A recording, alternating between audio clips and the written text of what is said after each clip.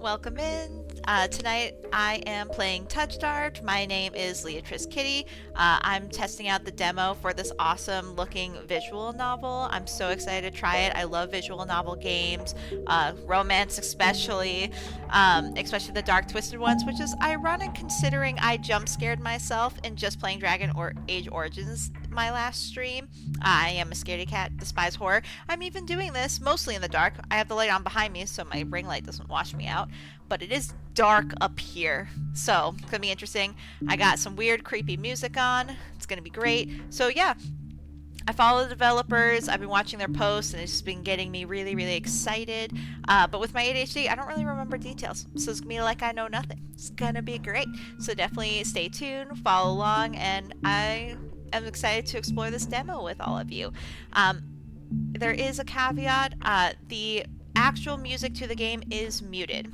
That is because a few days ago on Twitter, the TOUCHSTARVED team did mention that creators were being flagged for copyrighted music, and while they work to figure it out, they ask that creators mute their music in the videos just so they don't get flagged. So I am actually playing different music. It's called Lightless Dawn by Kevin MacLeod. I got it off of Upbeat. It's non-copyrighted, but I just want to shout out that the music is by Kevin MacLeod. So sorry if I'm mispronouncing your last name, Kevin. I'm so sorry, but yeah, it's called Lightless Dawn. So that's the music you're going to see. The voice acting and the special effects are still live in this game, so you should be able to experience that with me. But the actual music of the game is not being played in this video. I'm hoping that by the time the actual game comes out, I'll be able to stream it with the original music. But anyway, yeah, let's get started. Demo product. This is a demo of the TOUCHSTARVED prologue and not the finished product. Thank you. Content warning. TOUCHSTARVED is intended for an older audience. It contains mature content that includes but is not limited to horror, graphic violence, strong language, alcohol and drug references, injury, and dismemberment. Player discretion is advised. And say hi to my cats in the background, my messy background. If you accept the content warning, please click to proceed. Tutorial. In TOUCHSTARVED, your choices matter. The decisions you make may result in unique dialogue, interactions, or even choices in red text, which contains exclusive content. Ooh. Try playing through the demo more than once and choosing different options. You might even uncover a secret ending.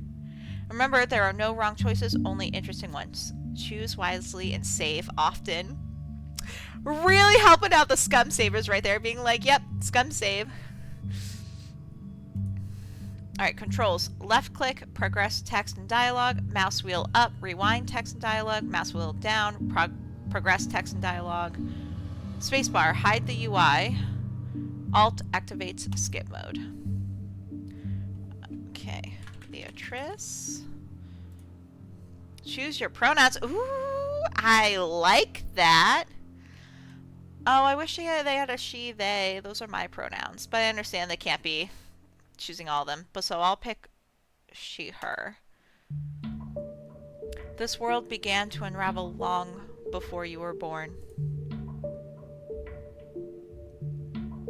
It began with fogfall. Spectral mist bled from the seams where reality wore so thin it split. And from that fog emerged monsters, inhuman beings with unnatural powers. Some possessed language and intellect, others were mindless beasts driven by little more than the desire to slaughter. As cities fell and unrest spread, humans united in their fear while monsters thrived in the chaos. And then there's you. Oh? You're not even sure if you're human. You were born cursed, with hands that alter the minds of anyone you touch. Choose your backstory. Ooh, okay. That's actually pretty cool. Okay. So we got three choices, origin choices. We got the unnamed, the hound, the alchemist. So the unnamed, a fallen oracle. You were raised as an oracle in a remote temple. The priests claimed your touch bestowed enlightenment, but a visiting mage revealed your curse for what it is. Following the mage's word, you fled in search of the cenobium? Cenobium. I don't know. You regularly experience unnatural premonitions that rattle your body and soul. An innate sixth sense gives you a heightened awareness of hidden supernatural presences around you. Okay. The Hound, a forsaken thief. You were raised by society's outcasts, criminals who accepted you when nobody else would. Your partner in crime, a friend since childhood, helped you steal enough money for a cure, then betrayed you, bastard. They left you with only enough coin to travel to the Cenobium, your last hope. You have sharply honed social intuition. You can survive and even thrive in the violent underbelly of city, using your experience with the underworld to get ahead. That sounds like a good choice, honestly. But let's read the last one. The Alchemist, an abandoned mage. An exiled Cenobium mage took you in as a child, raising you as her apprentice. She seemed to take pity on your curse, but you discovered that she was cultivating you as a test subject. What? You fled to the Cenobium seeking a cure. You are an experienced spellcaster with encyclopedic knowledge of alchemy, spellcraft, and history. With a little observation, you can identify the subtle effects of magic. Ooh, but that also sounds good. If I remember correctly, you could kill your love interest and they could kill you in this game. So I feel like the Forsaken Thief might be better. We're gonna play this multiple times, so let's just go with the Thief. I think that's a good, safe choice. Your name is Leatrice. You selected she, her pronouns. Your backstory is the Hound. Is this correct? Ooh, you can change it? Like, I mean, before going forward, I like that. Yes, it is.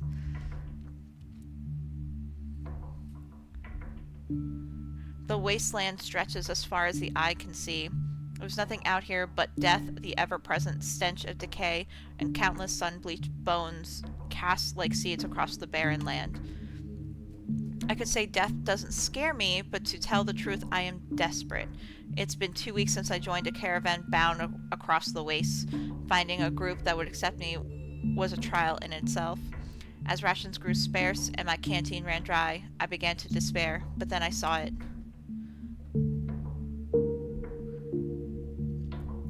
Aridia, the city of knowledge, one of the last bastions of humanity left in the world and home to the famous academy called the Cenobium.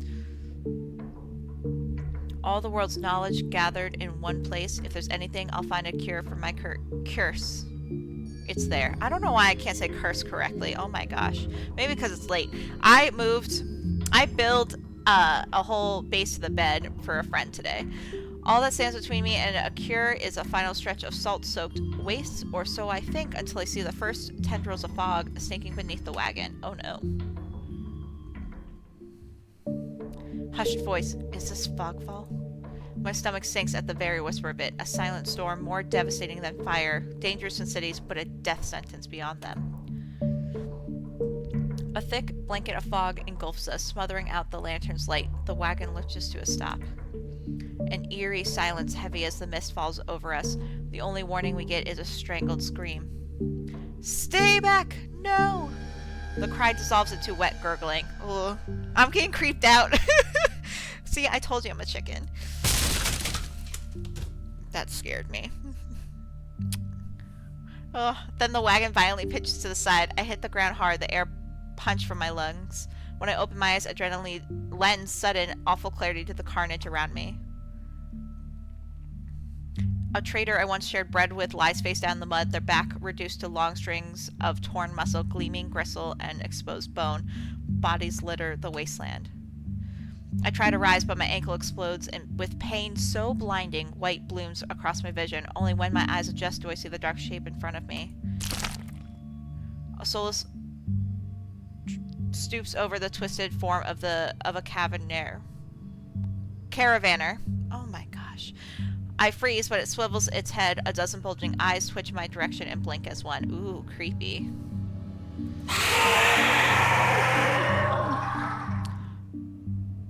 That is... I'm just gonna just real quick... The effects. A little bit low. A little bit lower. But right before it reaches me, the beast barrels past, vanishing into the mist. Distantly, a horse screams in the dark. I need a move now. Ooh. First choice. Okay.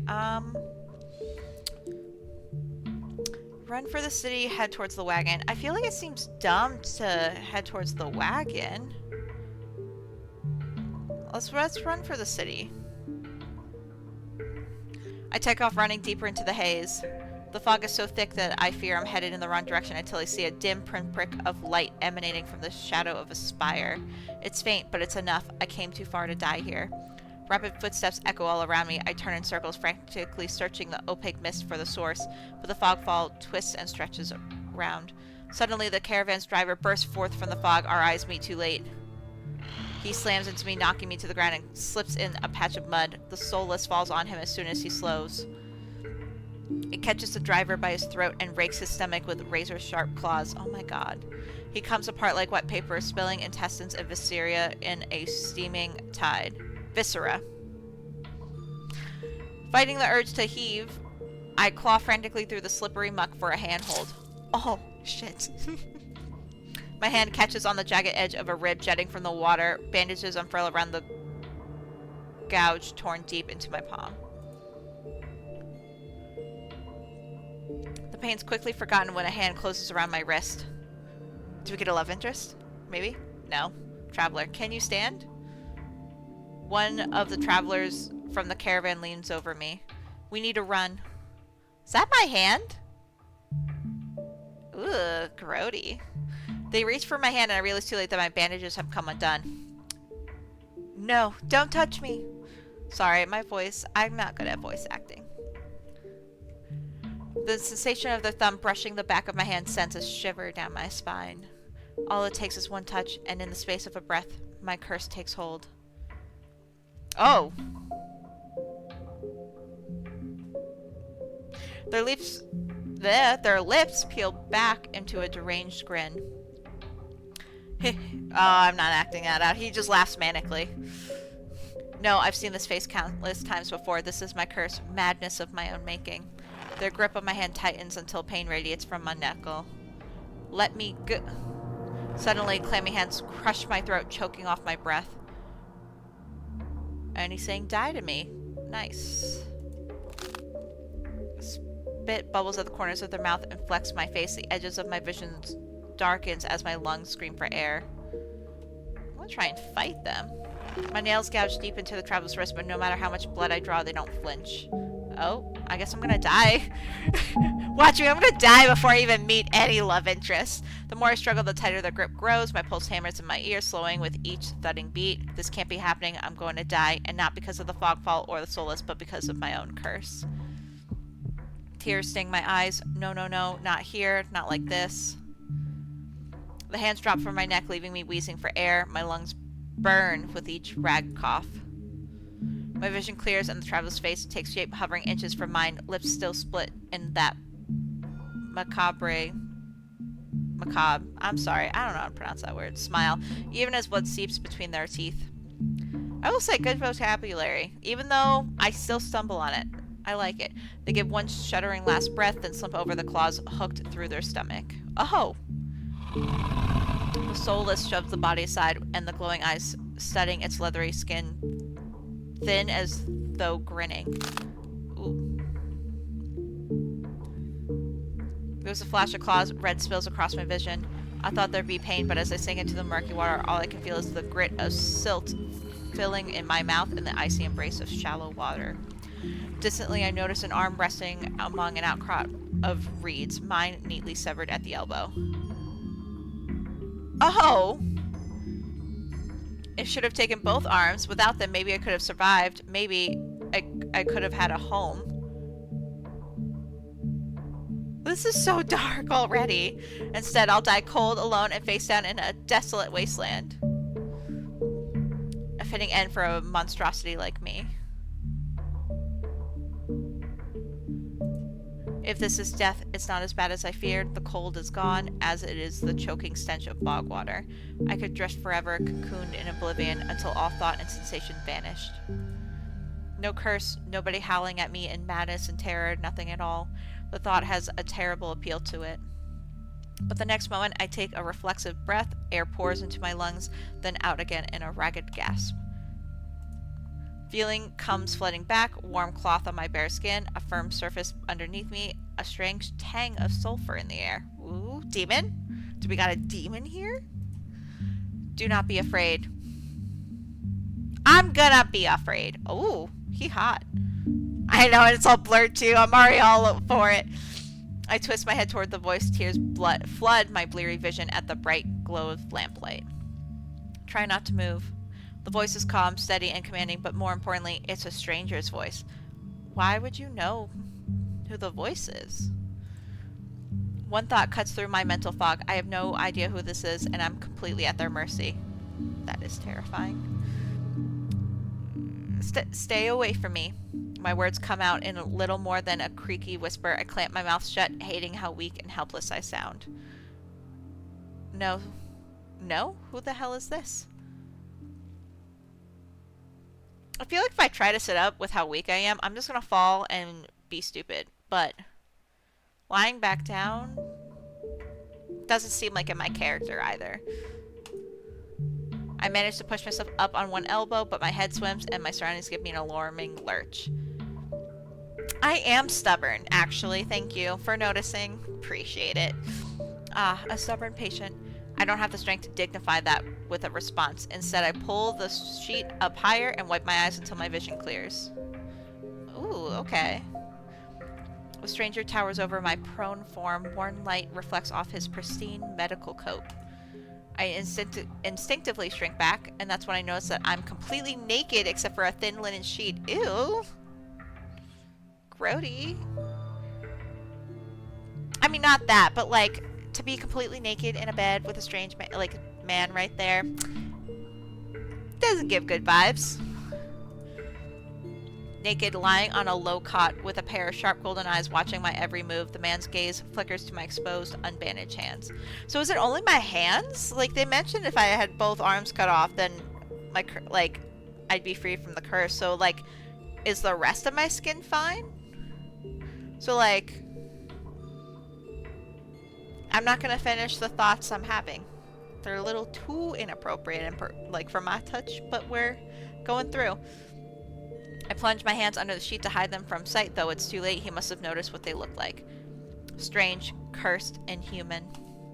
I brace myself for his inevitable suspicion and disgust, but his expression doesn't even flicker from that courteous smile. He just watches in placid silence. I don't like the word placid. As I struggle to make sense of my surroundings. Where am I? Who are you? Doctor goes, be calm, you're safe here. Whoever this is, he clearly has no idea who or what I am. I've never been safe anywhere with anyone. The only people I ever trusted betrayed me for a fat purse of coin. I scowl, pulling the sheet protectively around myself. Where are my clothes? The man's golden eyes narrow slightly. A sharp sigh rustles the papers in his hands. I see you are not to be dissuaded. Dissuaded from what? I don't want to be naked. Around a stranger.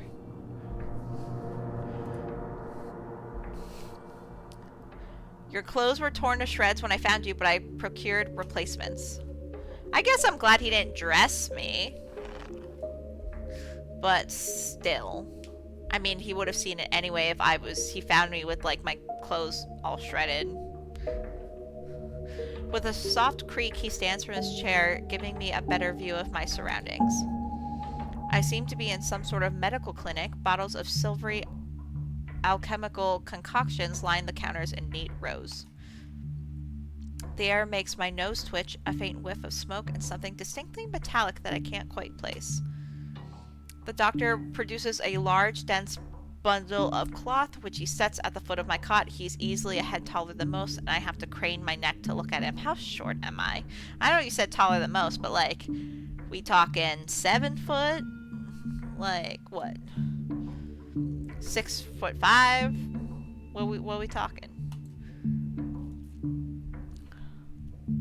He's already seen me naked. We'll just say thank you. I should be polite if I can, especially since I don't know who this is, what he can do, or what he wants with me. Leatrice, thank you. Doctor goes, you are welcome. I will leave you to get dressed. Oh, he offered on his own. I like that. With a curt nod, he leaves through a narrow door. I hear a soft click as the lock turns behind him. Ooh, I don't like that. Why is it locked? Because from that sound, he locked me in. Not me locking the lock. I count to 3 in the sudden silence. When I don't hear any more footsteps, I reach for the bundle of clothes. An itch on my elbow stops me short. I reach down absently to rub at it, then freeze when my fingers meet a neat line of stitches. Oh, so he sewed my arm back on? I know what I saw. That beast took my arm clean off, and yet my arm shows no sign of injury apart from the black stitches poking through my skin. I gingerly flex my fingers, feeling my heart race at the sensation. This isn't possible. I should be dead, or at the very least gasping out my last breaths. I squeeze my eyes shut, waiting for the pleasant dream to unravel, to wake up bleeding out in the swamp. But nothing happens. The seconds tick by, and my arm remains resolutely healed, my surroundings pristine and quiet. In numb disbelief, I reach for the replacement clothes and begin stiffly putting them on. They're thicker and warmer than mine were, with a black woolen cloak to go with them, but there's one thing still missing: my bandages. The golden-eyed man didn't leave me with any, even though I know he saw my hands. I slide off the bed and take a few unsteady steps toward one of the drawers. If this is indeed a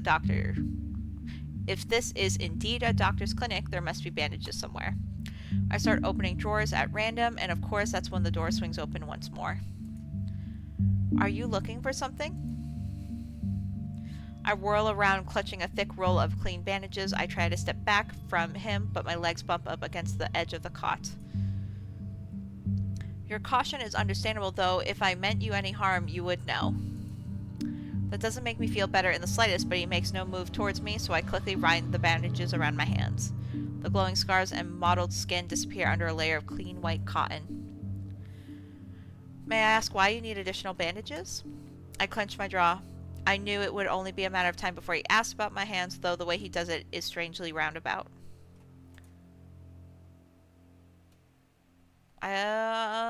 Say nothing, glare at him, decline to answer. I'm just gonna decline. I don't want to be rude, because I'm at his mercy at this point. I also don't want to ignore him either, so I'm just gonna decline. Well, that's a very personal question, and I don't really want to answer. The doctor goes, is that so? Surely you realize that I can only help if you tell me what ails you. True, we are here for a cure. An involuntary snort of laughter escapes me. Where would I even begin? Would he even believe me if I told him? No, best to keep my curse to myself for now and learn more about him first. Who are you? You may call me Curas. I hope I'm pronouncing that right. I need a guide of how to pronounce these names. I am the worst person. I used to read so much ahead of learning vocabulary, so I would mispronounce books, words I was reading in books that were higher skilled level than what I was in school, and so it took a long time to correct myself saying a lot of different words, and even now I still struggle because I want to revert back to the wrong pronunciation. So, alright, Curious? I guess we're gonna go with that. So sorry, game devs, if I'm wrong. And where exactly am I?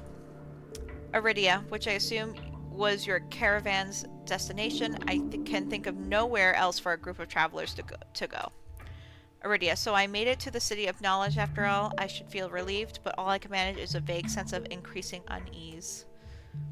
How did I end up here? I brought you to my clinic, of course. You were the only survivor from the caravan, barely clinging to life. You needed immediate treatment. Which you provided? Curis simply goes, yes. He says it so simply, as if I'm a small child and he's explaining basic addition to me. I frown and flex the fingers on my recently healed arm. Sorry guys, that's the entertainment. Just watch me. This should be a drinking game. See how many times I mispronounce or stutter or stumble over words? Let's just go. Get drunk off this. But be safe. Aside from being a bit stiff, it feels fine. Thoroughly attached to me. You're saying that you stitched my arm back on? Curis. Pardon? Leatrice goes, a Solus attacked the caravan. It ripped everyone to shreds. It tore my arm clean off. But when I woke up here, I trailed off bewildered. I've never heard of any magic that could heal a mortal wound like that. What kind of person could do such a thing? The doctor, Curis, pinches the bridge of his nose. He sits back down in his chair, quiet for a long time. I do not know where you come from, but Aridia is a city of knowledge and deadly secrets alike. Information is power, and it is most unwise to give or receive it freely. Interesting.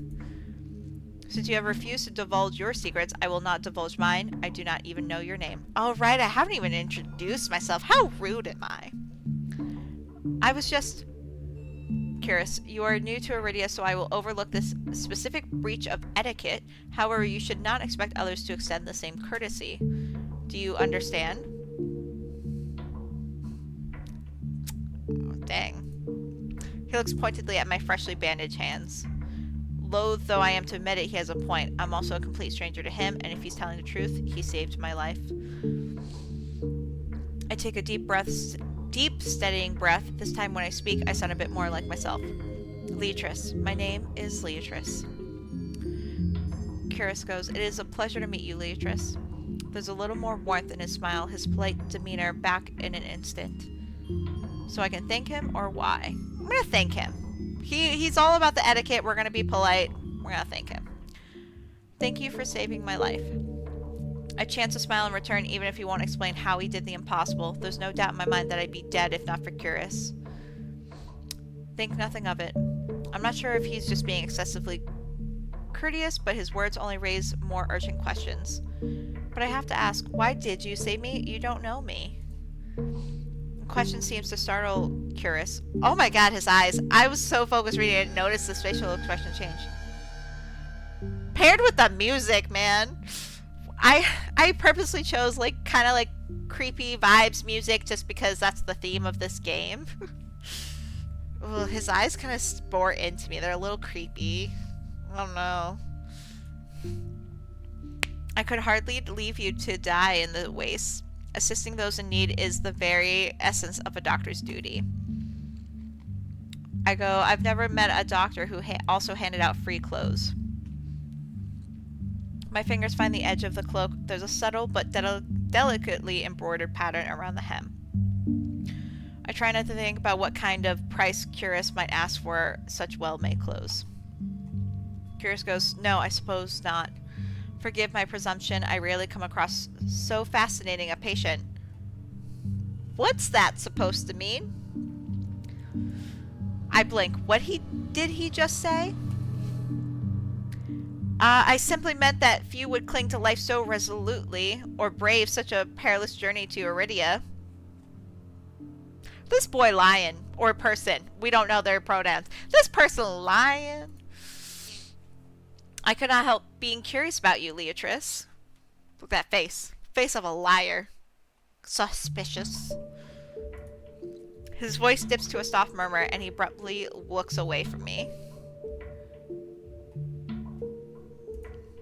Sorry, you're pretty curious yourself. That's the option I chose. Curious. Am I? What is that smile? What is that? I really like that the facial expressions do change a bit during this game. I find a lot of games like this that don't have like more cinematic scenes don't utilize facial expressions enough. So I do like that it changes every few lines. Well, I haven't forgotten about my arm. I wiggle my intact fingers at him. Curious, clearly not. That was kind of lame for my character to say. Like, there's other things curious about him. But you haven't asked me for any payment either. Curious, I require none from you. Travelers do not have an abundance of coin, and it would be unethical to leave you destitute in a strange place. His morals are interesting. Or is it a front? I'm suspicious. I am paranoid when it comes to games like this. Probably what will get me killed. Or maybe save my life. Who knows? I fall silent, unsure what to say to that. Nobody would help a whore like me for free. There has to be some kind of catch or trick, right? Well... A loud knock at the front door stops our conversation cold and spares me from having to say anything else. Curious. Duty calls. Unfortunately, you are not my only patient today. Knocking grows more insistent and Curious lets out a tired sigh. Please wait your turn. Though he says it quietly, the clamor on the other side of the door abruptly stops. Curious, do you need anything before you leave, Leatrice? Oh. Between the soulless attack and my miraculous survival, I'd almost forgotten why I came to Iridia in the first place. I needed directions to the Cenobium. Oh, he did not like that. No, he did not. I don't know if that's the intention or whatnot, or his personality. I feel like his directness and his facial expressions, and like, again, this is imagining him as a big dude, person, using neutral, but, like, they're not divulging secrets. I also, to be fair, I'm not divulging mine, but, like, kind of makes me as the character, because I'm trying to imagine me actually in this character's shoes, like, feel small or something. I don't know. That's how I would feel if I was this person, this character we're playing. The look on his face is downright chilling. He pauses, choosing his words with cold deliberation when he speaks again. Curious, whatever you seek, it is very unlikely you will find it there. The Cenobium's gates open for precious few visitors. Even if they did, you would not like what you found inside. My heart sinks. Is he saying that I came all this way for nothing? Risked life and limb for nothing? No, that can't be. I've only just arrived and Iridia is the largest city still standing. There has to be a cure for me here. Then if not the Cenobium, where would you suggest? Curious, do you know anyone else in Iridia? I shake my head. Curious, then I suggest a local guide head to the West Wick and ask for Leander. Excuse me, the West what? Curious, the Wet Wick. He sounds deeply unamused. Follow the postings advertising Leander's bloodhounds. They're difficult to miss. When you meet Leander, tell him I sent you. There isn't much to go on, but Curious points to the clinic's back door. You will be safe so long as you do not draw attention to yourself. That's easier said than done. I've always been a magnet for the worst sort of attention. Ooh, harbinger of chaos over here. If you require my assistance, you may return whenever you wish. Though he's smiling, there's a note of finality in his voice. Resigned to my dismissal, I slip out the back door. I find myself standing in a narrow and rather gloomy alley. I pull the new cloak up over my nose, stepping over the contents of chamber pots that have been emptied to the street. I wish I knew what I looked like. I mean, I guess this way I can imagine however I look, but since I have, like, my hands and my arms like that, like, again, is the rest of my skin like that? Am I covered in bandages from head to toe? From the context clues, it seems just my arms. So my curse seems to be regulated to just there. So do I look fine otherwise? Do I have horn? Do I have red eyes? What's going on? Something weighs heavily inside one of the cloak's pockets. My coin purse. Everything is still inside, every last coin that I scraped together for the journey to Iridia. It doesn't even look like it was open. There were so few coins to begin with, they probably weren't worth stealing. I glanced back at the clinic's closed door. Curious didn't take any payment. He didn't even ask for a future favor. But he also said that in Iridia, secrets are power. Does he expect me to give up mine at some point? That's not exactly a comforting thought, still no matter why he did it, Curious gave me a second chance and a lead on where I might find help. I better get going before he changes his mind. I squeeze out of the alley and into the crowded main street. The line outside Curious's clinic stretches down the road already. Two thin peddlers queue alongside weathered elders. If any place is in desperate need of a free clinic, it's this one. The cobblestones are treacherously rough under my feet, deep grooves worn between them by regular flooding and decades of hard use. I knew Iridia was a river city, but I didn't expect it to look so eroded. The buildings are tired and dilapidated. I'm gonna pretend this is water, but all crammed together in narrow streets. Oof, I don't like this shaky. But that's not me problem. If you haven't watched any other content of mine, I have visually induced dizziness, VID.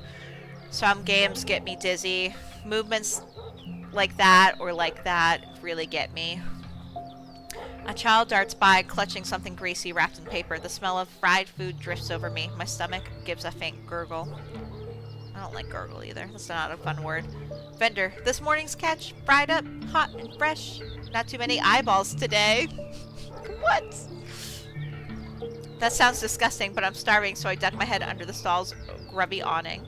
Our large fish leers up at me, its 3 bulging eyes still visible through the thick layer of crispy batter. The vendor gives me a gap-toothed grin. What's the cheapest thing you've got? The vendor points at a metal basket of what looks like long strips of savory fried dough.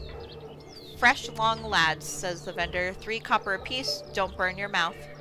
I take the coins out, counting them gingerly. At this rate, I might not even be able to afford dinner. Reluctantly, I drop the payment on the counter and take my meal. 2 streets later, I pass under a wrought iron archway adorned with dangling garlands of red and pink lilies. Hi, baby girl. Hello, Lou. You doing okay? I gave her her medicine just before this video. Hi, I know. You want to hang out? Do you want to watch me get myself killed? I have no faith in myself for this game. But that will not stop me. Ow. Girl. 2 streets later, I pass under... Oh, I read this already. Mobby. The buildings in this quarter are a dizzying riot of color, painted walls, tinted glass everywhere I look. Sheer red and pink curtains flutter in open doorways, musical voices call out invitingly, and scent mingles with the pungent scent of flowers barely covering the salt and musk of warm bodies. This must be Iridia's entertainment district. I'm polishing off my food and dusting the crumbs from my hand when I spot a poster. It features the silhouette of a smiling man wearing a single dagger-like earring and the word Bloodhounds printed above his head. A motto, as above, so below. Circles the artwork. Ooh, okay, interesting. That is a common saying in pagan circles, and especially in ritual. Interesting. Makes me wonder if any of the people working on this project are pagan, or they just pulled a saying randomly. But interesting. Got some real magic going on in this game. Oh. But yeah, if Leander is the leader of the Bloodhounds, then the face printed on the poster is likely his. I follow the line of identical posters around a corner and nearly hit my head on a precariously dangling wooden sign. Looking up, faded orange letters read, "The Wet Wick." The facade of the building looks like it's seen better days, but I hear faint music and laughter coming from inside. Ooh, it's rowdy in here. Or lively, I guess that's a better word for it. The inside of the bar is a far cry from the abandoned exterior. It's not even midday, yet most of the tables and booths are occupied by a loose assembly of people in matching green clothes. This affects volume. It's just way too loud.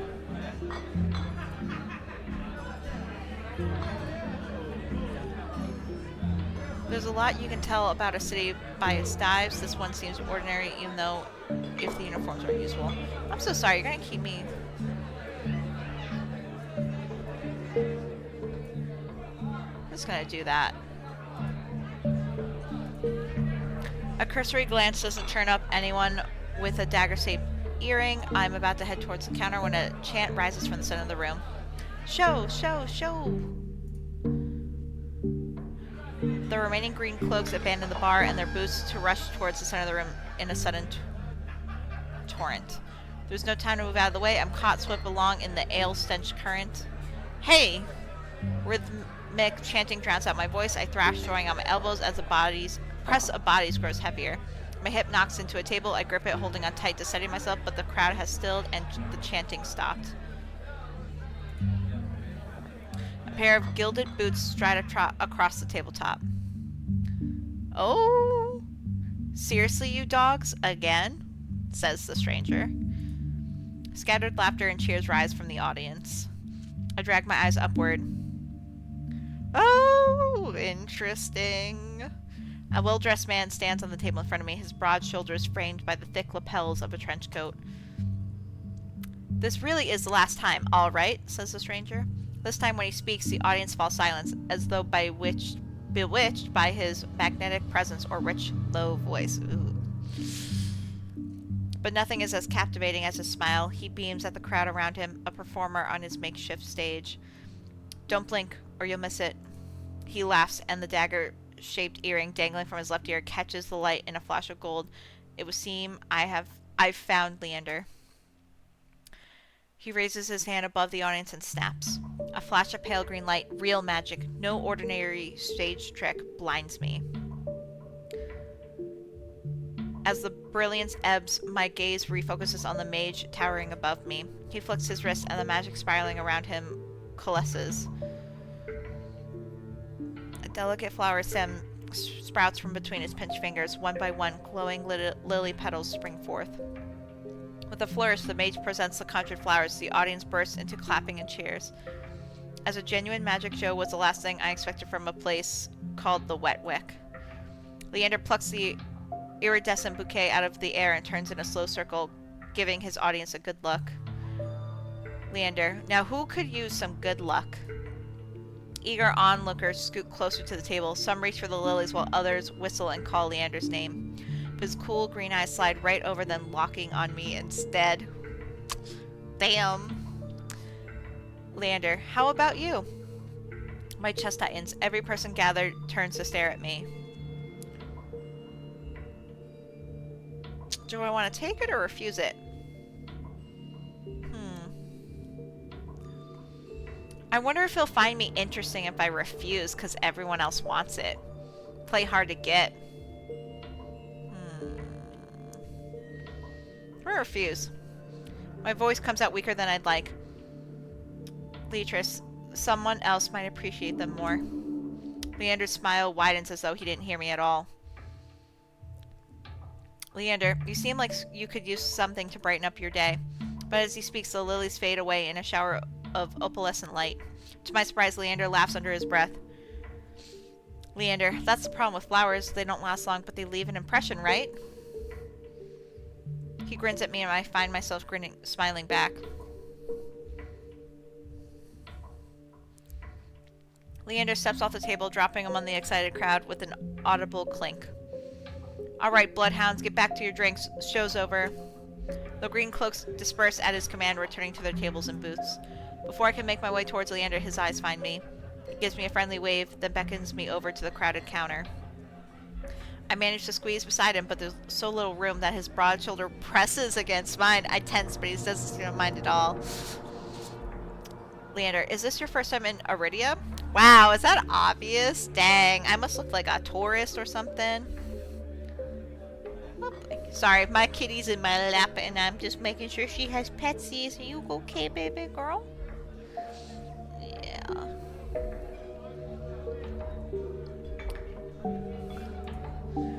He says it lightly with a genuine air of curiosity. Leatrice, do I stick out that much? Leander, no, but I'm certain I'd remember seeing a face as lovely as yours around Lowtown. Oh, so am I hot? Hope I'm hot.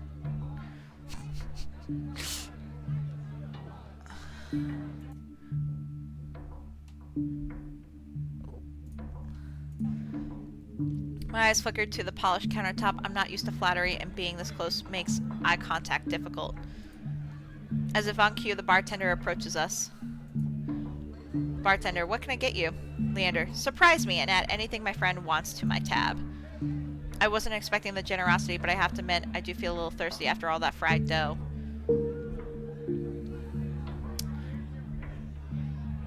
I'll have what he's having, or water.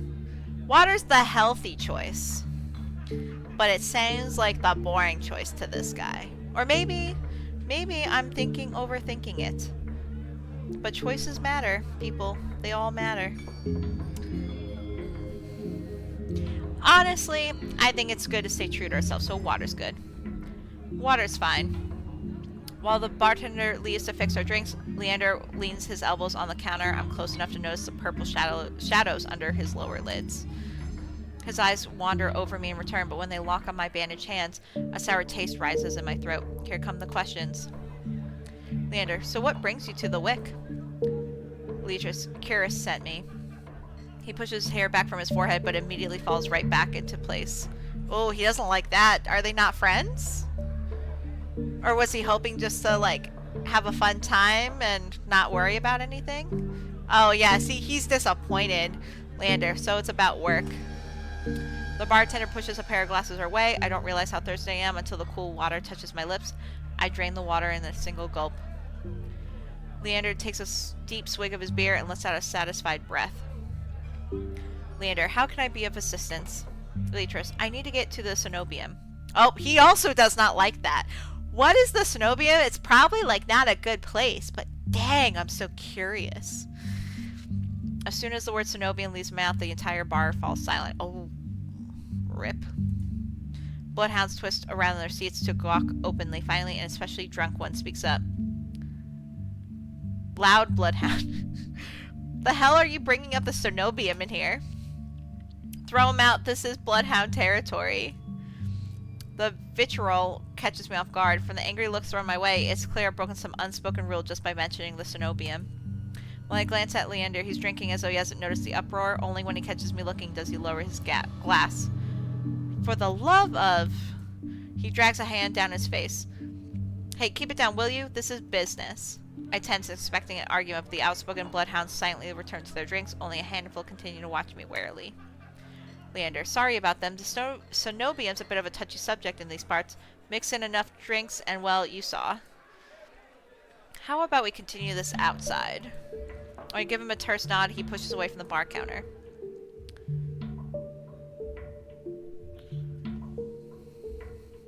I follow Leander to an alleyway tucked behind the wet wick where layers of frayed bloodhounds posters have been plastered to the walls. Seeing them side by side, the resemblance between Leander and his likeness on the posters is impressive. Curious didn't send you here for help with the cenobium, did he? From the look he gives me, he already knows the answer. I glance away. No, he didn't. He suggested I find an alternative. Leander, yet here you are, asking about them anyway. What do you need the cenobium for? I don't want to tell him about my curse. The less people know about my curse capabilities, the better. Thankfully, Leander takes my reluctant science as an answer. Leander, well, I see you're already aware of the city's currency. Information's worth its weight in gold here. Curious told you the truth. The cenobium's dangerous. Get on their bad side and they'll imprison you if you're lucky, or torture you if you're not. Beatrice, but the cenobium's supposed to be a place of learning, a sanctuary. The cenobium has always been heralded as the last bastion of human knowledge, a shining beacon of hope in a world steeped in nightmares. If any place held answers, it would be the cenobium. That's why I came here. Leander, that's what they want you to think, but things that seem too good to be true are often just that. That is also true. Alright, I'm sorry, baby girl. You're... making me uncomfortable. Okay. Such a simple statement, yet leaves me reeling. If it's true, I staked everything on a lie. Then what now? Girl, honestly, girl, at this point, we don't have to explain what the curse is. Just say we're cursed and that we want to cure it. I don't see why we have to, like, not talk about it. I mean, sure, yeah, the next thing would be to ask what the curse is, but I think it's enough to just be like, hey, I'm cursed. Oh. Leander clears his throat. But as I always say, there's solutions to every problem and alternatives to every solution. He clasps his hand and turns to me with a brilliant smile. That's why Curious pointed you to the Bloodhounds. Let us help you, whether it's hunting soulless, finding people, or recovering stolen valuables. We can do it all, and free of charge. What is the catch? Free of charge? My butt. I'm shaking my head before he's even finished his practice speech. My patience is wearing dangerously thin. Leatress, listen, I appreciate the offer, but my problem can't be solved by a group of good Samaritans. To my chagrin, Leander nods slowly. Leander, then your problem must be fairly serious, and if the cenobium is your first choice, you're searching for a magical solution, aren't you? When my eyes widen, he nods along as though he suspected all along. I mean, yeah, the guy's fucking smart. If he's running a group called the Bloodhounds, I don't see why he wouldn't have these skills. Leander, I'd be happy to help you out. That is, if you'll tell me what ails you. Leander might not work for the cenobium, but he is a mage and a powerful one, and at that, if his demonstration earlier is any indication. I'm silent, plagued by indecision. I don't know if I can trust him, but it's not like I have any alternatives. I hate to admit it, but this could be my only path forward. My confession comes out in a pained whisper. I'm cursed. Leander, cursed? Oh, now I'm very curious. What kind of curse? Something ancestral or more recent? He looks me up and down, taking in my face, my eyes, and finally my hands. It's your hands, isn't it? No shit, Sherlock.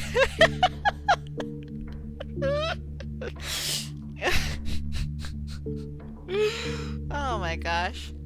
I wait until I'm certain my voice will remain steady before answering. My touch is dangerous. It changes people, hurts them. Before I've even finished, Leander begins taking his glove off. He tugs his left hand free and flexes his fingers.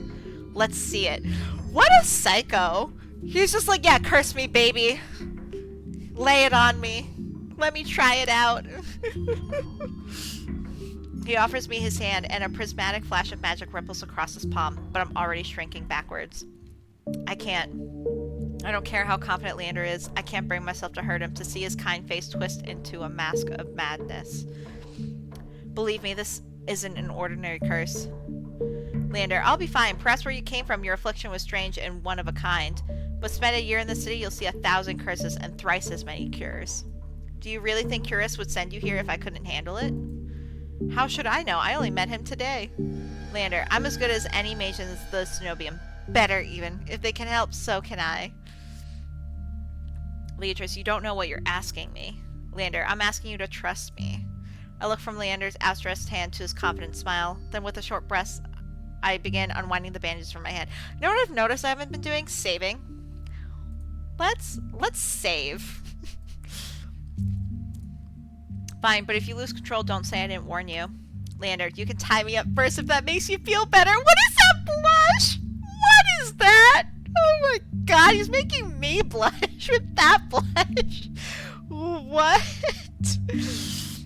Oh my god. No wonder I should call it. Look at that. Look at those. He's definitely a kinker with all those fucking belts tied around him. Probably loves rope play. Oh my god. It's a rope bunny. Oh my god. Just... ugh. With each joint I expose, I grow more and more certain that this is a terrible idea. Ready when you are, says Leander. If he's bothered by the way my hands look, he doesn't show it. My fingers hover shakily over his palm. 3, 2, 1. We're gonna go for it. Touch him. I tap his palm once, as quickly as possible. It's barely more than a brush, but that's all it ever takes. When I look at his face, expecting to see the worst, Leander only grins. See? It can't be. This time, when I reach out to touch Leander's palm again, he catches my wrist before I can pull away. I told you there's really nothing to worry about. Oh my god, he's blushing again. What the heck is this dude on? He's crazy. He's gonna be the one that kills me. 100%. Look at that. Oh my gosh. He trails off when my thumb brushes the soft skin of his inner wrist. I search Leander's face for traces of madness, but his eyes remain clear and a clear, soft green. Color rises in his cheeks, but he remains still except for the subtle bobbing of his throat. Neither of us speak as I trace the contour of Leander's palms, lost in an awareness I wasn't prepared for. I've been with other people, kissed them, been embraced by them, and more, but not like this. Okay, so the curse is only my hands.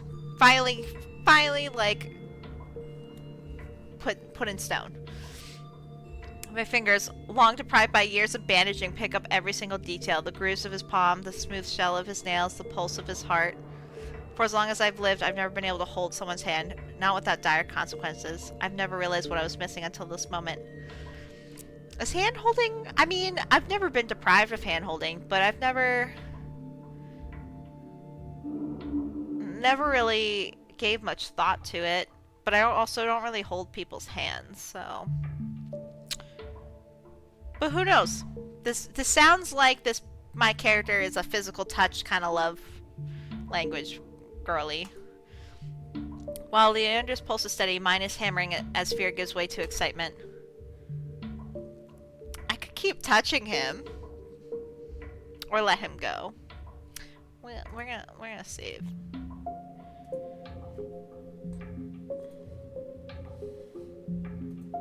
My hand glides over Leander's wrist and up his forearm where his smooth skin abruptly gives way to the raised scar by the edge of his sleeve. It matches the one that runs from his collar to cheekbone. Could it be the same wound? I glance at Leander's face and his lips part as he considers his words before speaking. Leander, am I the first person you've been able to touch like this? My hand goes still on his arm. So far, I say. Leander, I'll admit your touch does make it somewhat difficult to stay level-headed. What is with that blush? What is with? But not due to your power. Oh my god. I'm such a loser.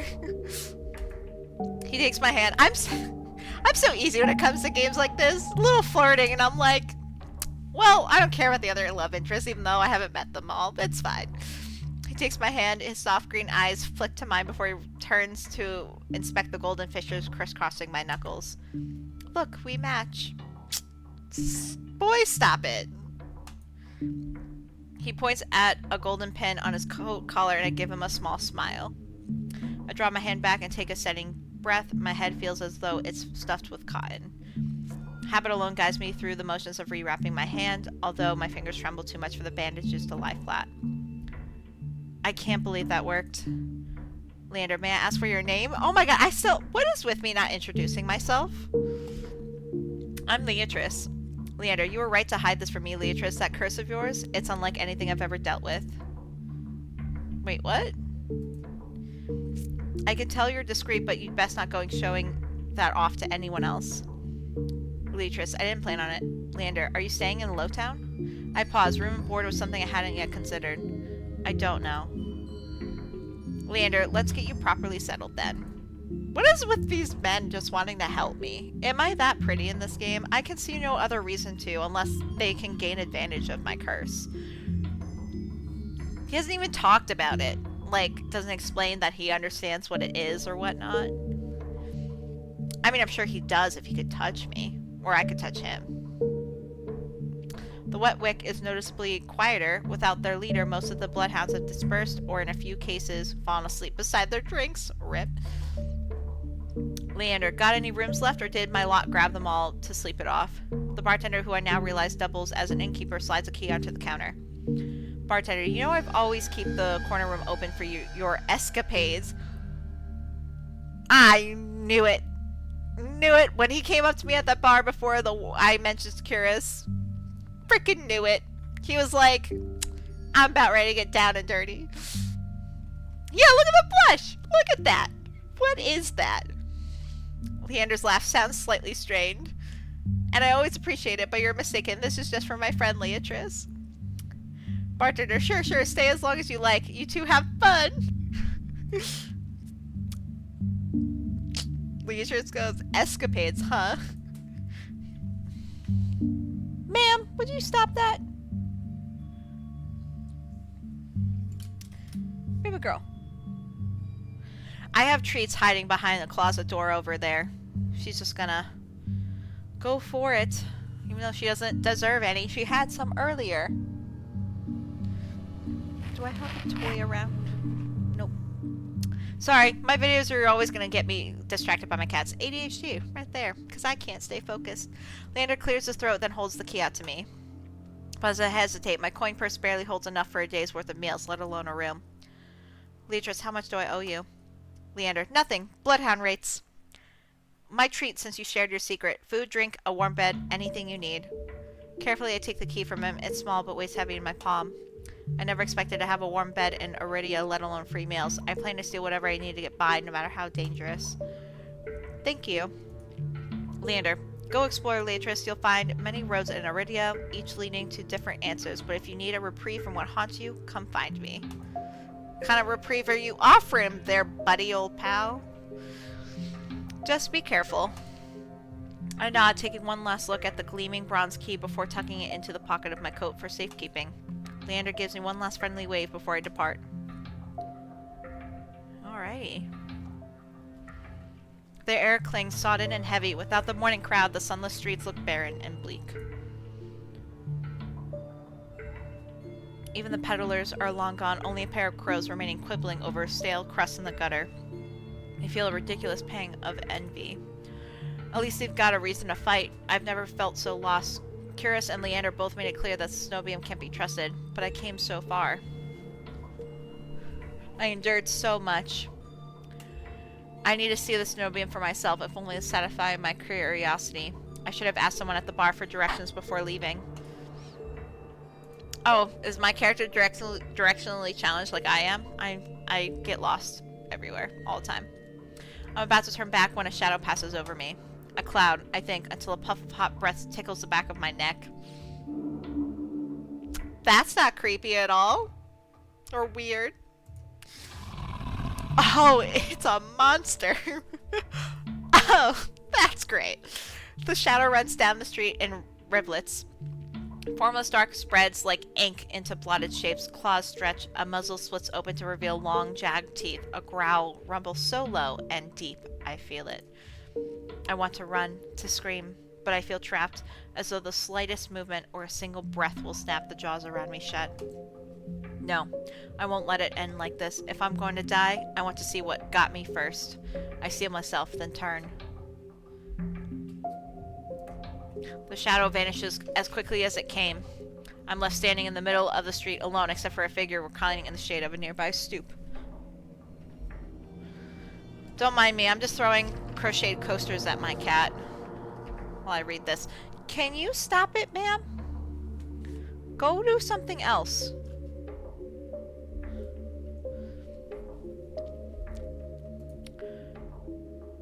Alright, who's this guy? Oh, it got bright. Oh, okay. A monster, that much is clear from a glance. One that could nearly be mistaken for human were it not for the tufted ears, the tail curled around his ankle. Or the dust pink eyes with pupils that sharpen like needles when they fall on me. Our eyes meet and the monster uncrosses his long legs. What a thing to notice. His hair gleams a shade of red that reminds me unsettling of blood where it curls around his collared throat. Jumpy, aren't you? Says the stranger. His tone is so light and carefree that I glance over my shoulder to make sure he's speaking to me. When I look back, the stranger props his chin on his knuckles and regards me with an inscrutable little smile. Beatrice, didn't you see that shadow just now? It was massive, moves like a beast. Even as I speak, I'm aware of how ridiculous I must sound, but the stranger's smile doesn't falter. I like his eyes. Look at they're cool. Oh, I clicked by accident. Whoops. With a flourish of his hand, my in-room key appears dangling from his fingers. It turns on its chain, glittering when it catches the light. My hands fly to my cloak's pocket, and sure enough, find them flat. He crooks his fingers, beckoning. I've already taken 2 steps forward before some stifled instinct stops me. Something feels wrong. I'm still on the edge, thrumming with so much adrenaline that the stranger's shadow flickers at the edges of my vision. I always attracted the worst kind of attention, but I can't get rattled now.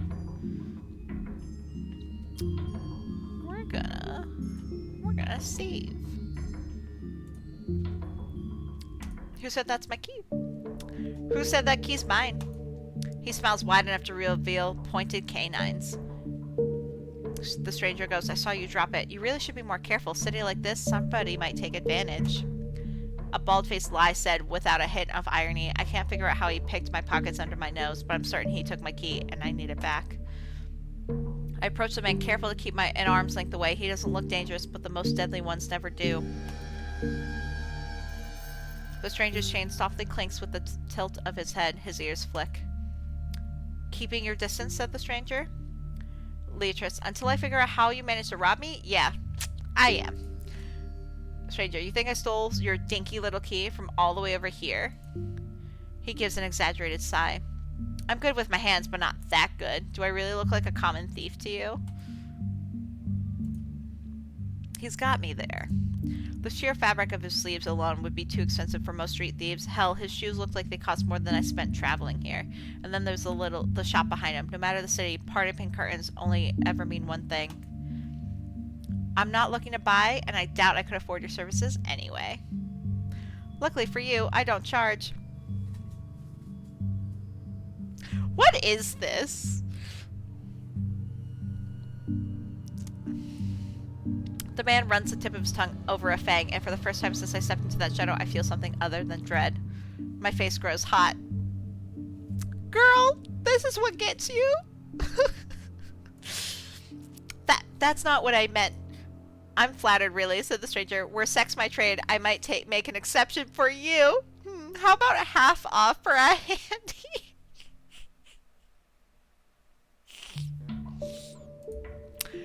Beatrice, or you could just hand over my key.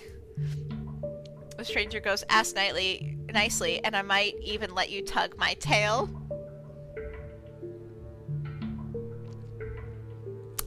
Well, Beatrice, just throw it here. Yeah, if I was really in that situation, I ain't getting near him. Fuck that shit. Nuh-uh. Oh my gosh, just get me in trouble. Oh, you don't like that though. So some spineless little street urchin can snatch it and run. He raises my key and tilts his head so he can watch it dangle back and forth. I suppose I could just claim your room for myself. Not that I'd be caught dead slumming in the wick with the rest of those slack-jawed imbeciles. You're obviously not from around here, so tell me, traveler, what misfortune brought you to this wretched place? His voice practically drips with derision. I'm not telling you anything. The stranger goes, what could have possibly drawn you to this dreary little pig pen, I wonder? He listlessly watches the arc of my key swinging around his finger. The weather's shit, the food's dreck, and there's entirely too many monsters for a human to feel safe, unless... Dagger-sharp eyes flick towards me. They gleam with amusement. Unless you're just dying to consort with monsters. What is this? By now my embarrassment has worn away, leaving simmering impatience in its place. If this is a shakedown, it's the most frustrating one I've ever experienced. Yeah, like, get to the point, bro. Oh, that's a flirt?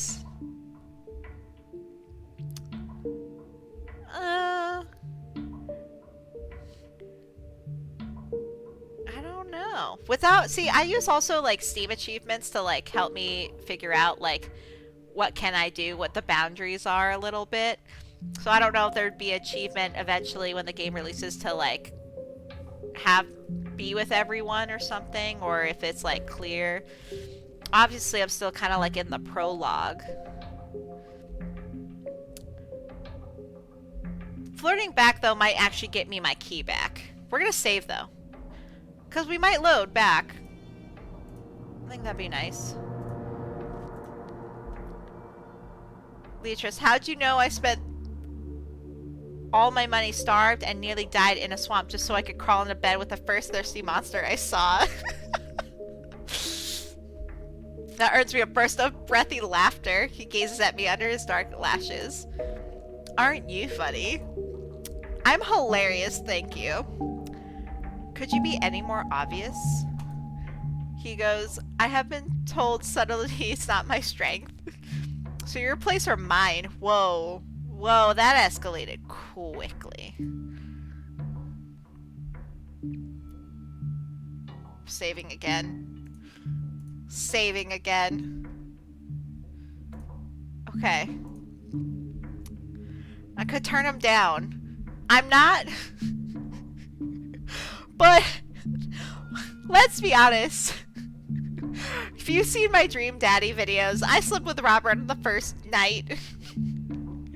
I could just do that here. Get it out of the way. But do I want this to be that kind of video? I might, depending how saucy this gets, I might just cut this out. But we're gonna go for it. I started it. I flirted. We're gonna finish it. I'd invite you if I had my key. If only I had my key, then I might be able to invite you up. His languid gaze glides from me to the key in his hand and back. Come, take my hand and we'll go together. I don't think I'm ready for this. The more he flirts, the more convinced I become that this is some kind of trap. No matter how innocent monsters look, they always have tricks up their sleeve. Okay. Something tells me that this one's more dangerous than he lets on, even if he has a lovely laugh. Okay, good. It stops here. Whew. That makes me feel a little bit better. I don't think I was ready for that, actually, in all truth. This is the... If you don't... I don't think it's in my YouTube bio, but, like, if you go to my Twitch, I'm Gray Ace, so, like... Sometimes I'm into it, sometimes I'm not. And, like, I was on the edge there. I think I, like, wanted the experience, but I don't think I was ready for it. I don't know what you want or why you're messing with me. But I'm not coming any closer until I know you aren't going to attack or bite.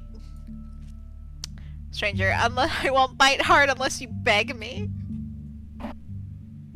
Damn. Damn. No matter what I say, he finds a way to twist my words into innuendo. Even when I'm silent, he goes on as though we're having a conversation, not a standoff. Do you like dancing? There's a traveling troupe performing in Hightown tonight. Their luteus is utterly exquisite. Truly a performance to die for. Is that foreshadowing? It's where I die. At a circus.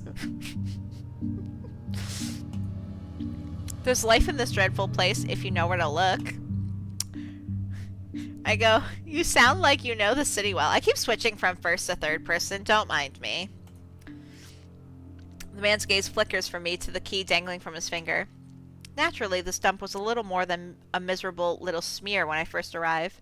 Hightown, Lowtown, I know Iridia like the back of my hand. Oh my god, girl. What about the cenobium? Do you know where that is? Oh, see, he doesn't like that either. See, haven't we learned our lesson to not mention this place? I understand that my girl has a goal. But, like, it is very clear from the get-go that no one likes this place.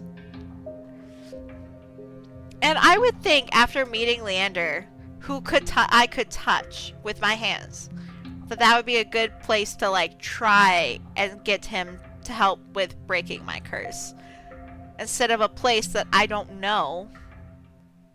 But whatever, wherever. Say lovey. It's this game's mechanics.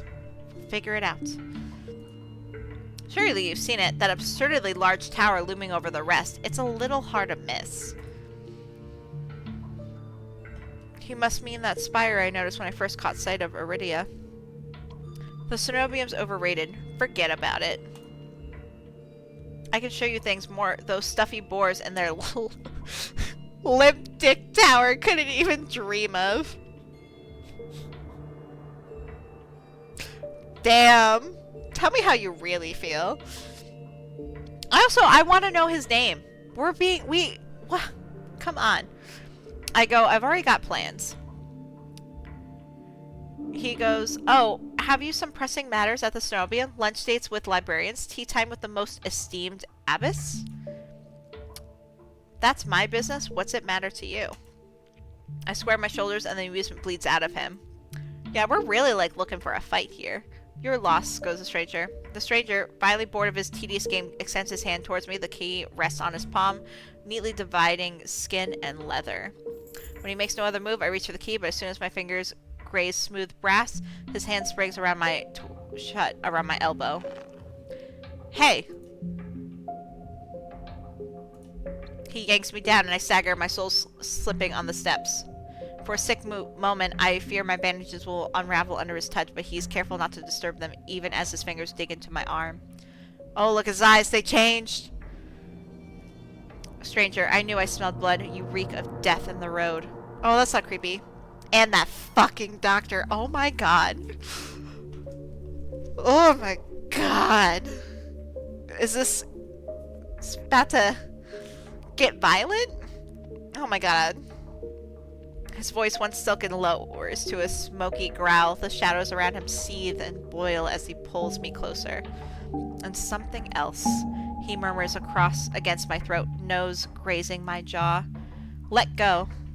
I try to twist away, but he doesn't budge. His breath trails down my neck, sending a thrill of dread through me. But just when I fear he'll bite, he takes a whiff, deep whiff instead. His eyes wide, flat eyes gleam with naked hunger as he gazes up at me.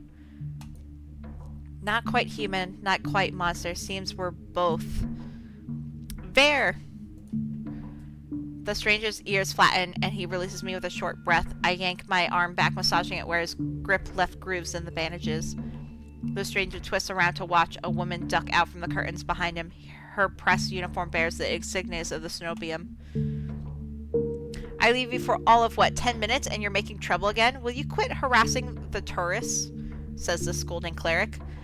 The stranger, Ver, I take it, rolls his eyes and flashes the cleric a withering smile. So suspicious, says Ver. Can't you see this is a friend of mine? A natural liar, he grins at me and his tail swishes minutely. The woman purses her lips at me, clearly unconvinced. I open my mouth to correct him, but Vare cuts in. I was graciously offering my dear friend some free advice. Though his voice remains light and cheerful, his expression darkens. Danger is drawn to you like a moth to a flame. Excuse me. It will always find you, given time. The one clucks her tongue as though she's heard this recital 102 times. The cleric goes, word of advice? Don't take free advice from lazy foxes lounging in the streets. This crook would sell water to a drowning man for the sheer enjoyment of it. She shrugs off a wilting look from Bear. Oh, please. Any friend of yours knows it's true. Now hold still. Bear rises gracefully at her approach. He pushes his hair aside so it drapes over one shoulder, exposing the long line of his neck. Suddenly it dawns on me that the jingling I heard earlier wasn't coming from the harness attached to his collar, but a leash. Oh my god.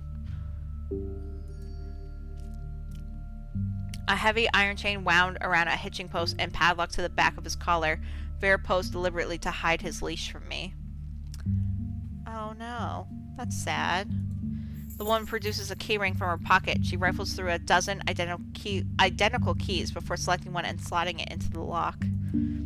Come on, unless your friend's tagging along on our merry little soulless hunt. They're hunting for soulless inside the city? Word momentarily fails me. The woman regards me with a polite, if tight smile before marching down the stairs. Bear lingers. He stretches his arms over his head with a yawn, and I try not to stare the way his stomach flattens when he arches his back. Damn, girl. You really need to get some, huh? Your little secret's safe with me. Try not to get yourself killed, Bear hops off the stoop and bounds after the woman. His tail sways merrily as though he hadn't just lied and threatened me. Did you try that thing I mentioned? The Levitian knot? Cleric goes, that's the one where you take 3 fingers and... Actually, don't tell me. Knowing you, it's disgusting. Bear's airy laughter echoes down the street. It's only after he and the cleric have vanished from sight that I realize I'm still missing something. Wait. Reflexively, I shove my hands into my pockets and I find it. The room key. I ease the key from my pocket and smooth my thumb over its teeth as I try to recall a touch, a tell, or any hint of Bear's sleight of hand, but I can't figure out how he did it. All I know for certain is that the Cenobian saw fit to leash him. A fate I could share if that's what his vague warning meant. Me and my hero complex. Now I immediately want to, try and romance him to see if I could free him. Or maybe I could free him as a friend. That's what will get me killed. My heroics. My heroics. My misplaced heroics. Because even though I had that kind of background, I don't seem very capable of much. I let my eyes drift skyward, past the lanterns gently swaying in the breeze to the Cenobian faintly visible through the haze. Just one glimpse is all I need, then I can put this all behind me. This time the key goes into my coin purse for safekeeping.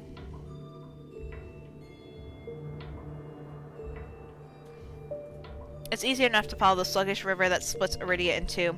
A colossal bridge arches over the dark water below. I cross as quickly as I can, climbing ever uphill towards the distant tower. Hours later, legs aching, sweat beading on my forehead, I finally find what I was searching for. The Cenobium of the Luminous Void. It stands at the highest point of Iridia, surrounded by cold white walls. Well-dressed people stroll down the walkways, paying no attention to the massive tower in their midst.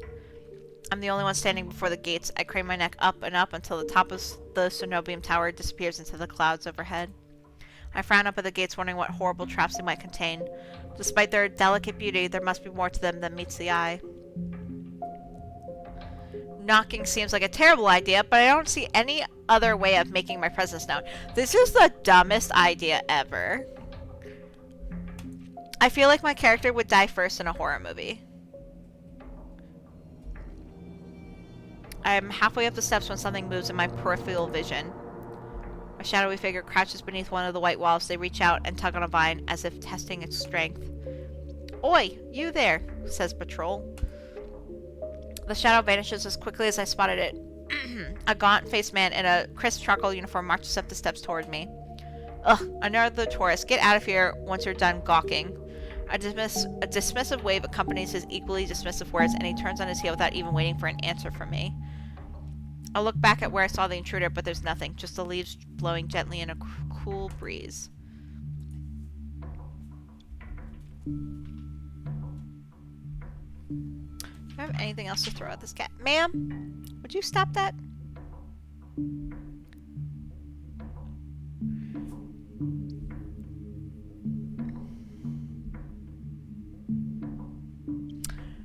I will be right back. I see she's got something she should not have. Excuse me.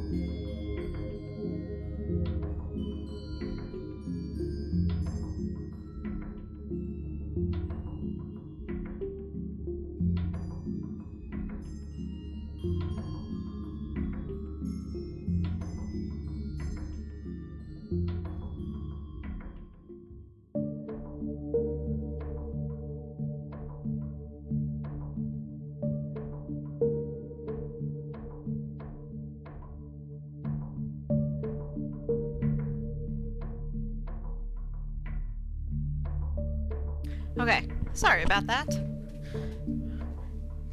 We gotta make sure our babies are safe, right? Alright. I step away from the gates, hopelessness washing over me. Hello, says someone I don't know. A whisper, so close I can feel the warm brush of breath on my skin. I instinctively jerk away, but there's no one beside me. Halfway down the staircase, I spot a woman swaying in the breeze.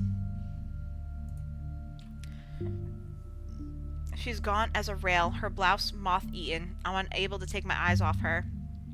Not because of the way she smiles a little too widely or the way her tasseled braids look unbrushed for days, but because her eyes shine with a vibrant, unnatural crimson. I'm both entranced and unsettled by their subtle glow.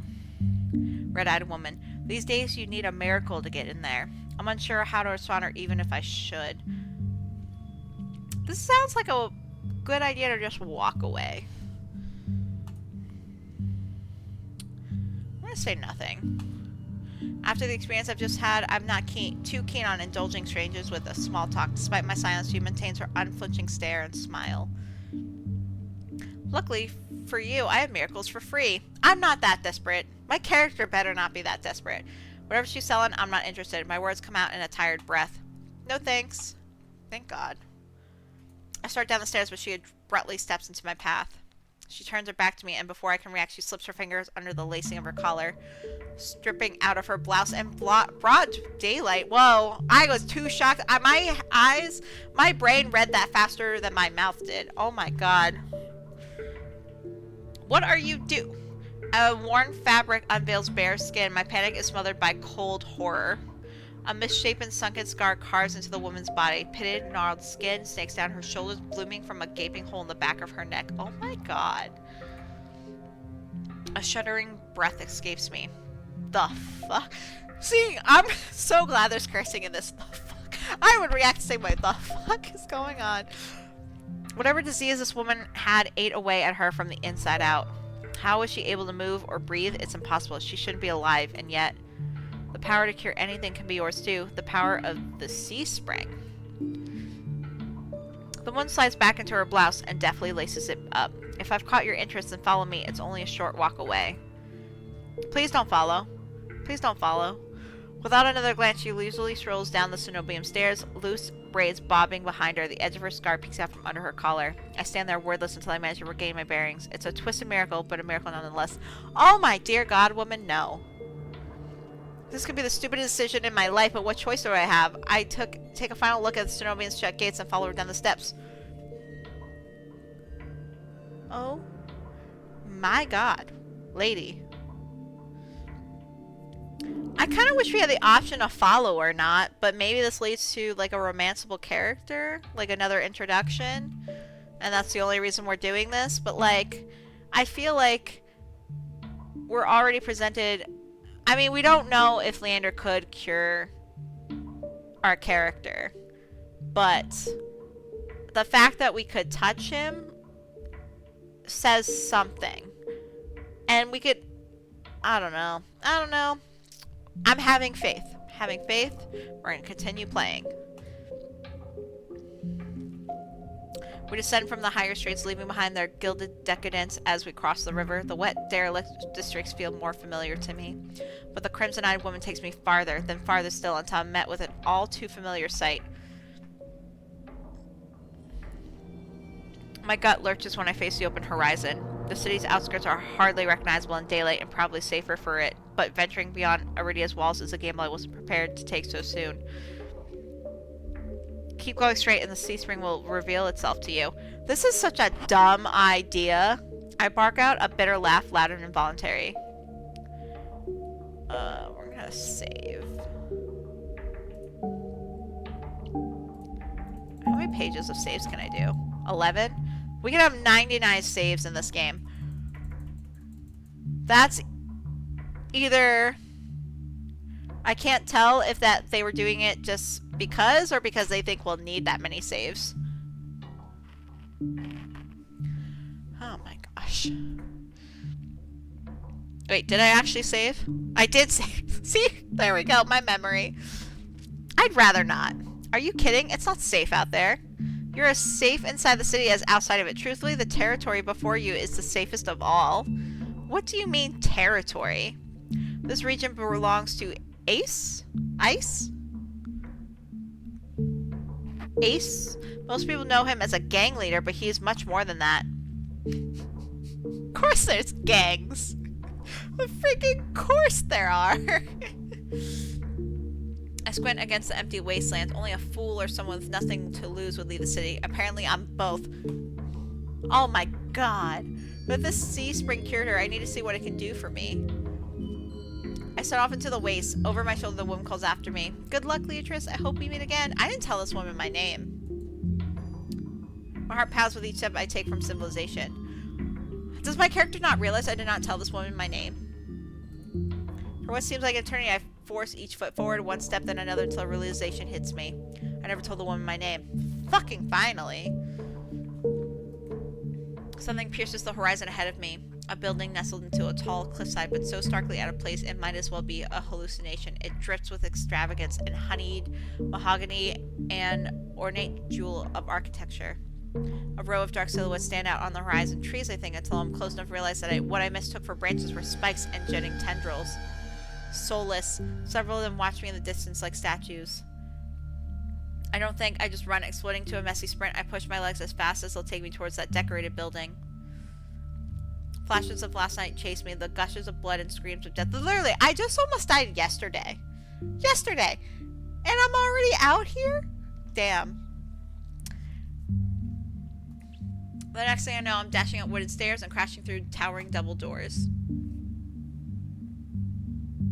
I gasp for air, my lungs burning from exertion. I'm desperate to be safe, but when I process my surroundings, it's more hellscape than sanctuary. Blood flows all around me, overwhelming my vision with a lurid, unholy red. Instinctively, my hand leaps to my mouth, but the rotten scent of blood never comes. Instead, a smoky scent hangs in the air, sharp and spiced. I swallow thickly, convincing myself that it's not as gruesome as it appears. This has to be the sea spring, the place that grants miracles. Miracles my butt. Pulling my eyes away from the pool, I take in the rest of my environment. Tall pillars flank me, blanketed in written notes. Seating pillows scatter the floor. A rusted kettle sits nearby. Someone must live here, despite how eerily empty it is. I'm just gonna save for almost every decision at this point.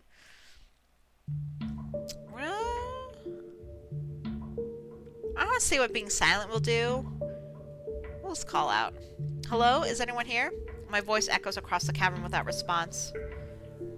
I approach the paper-covered pillars. Maybe something here can tell me more. I reach for... Oh.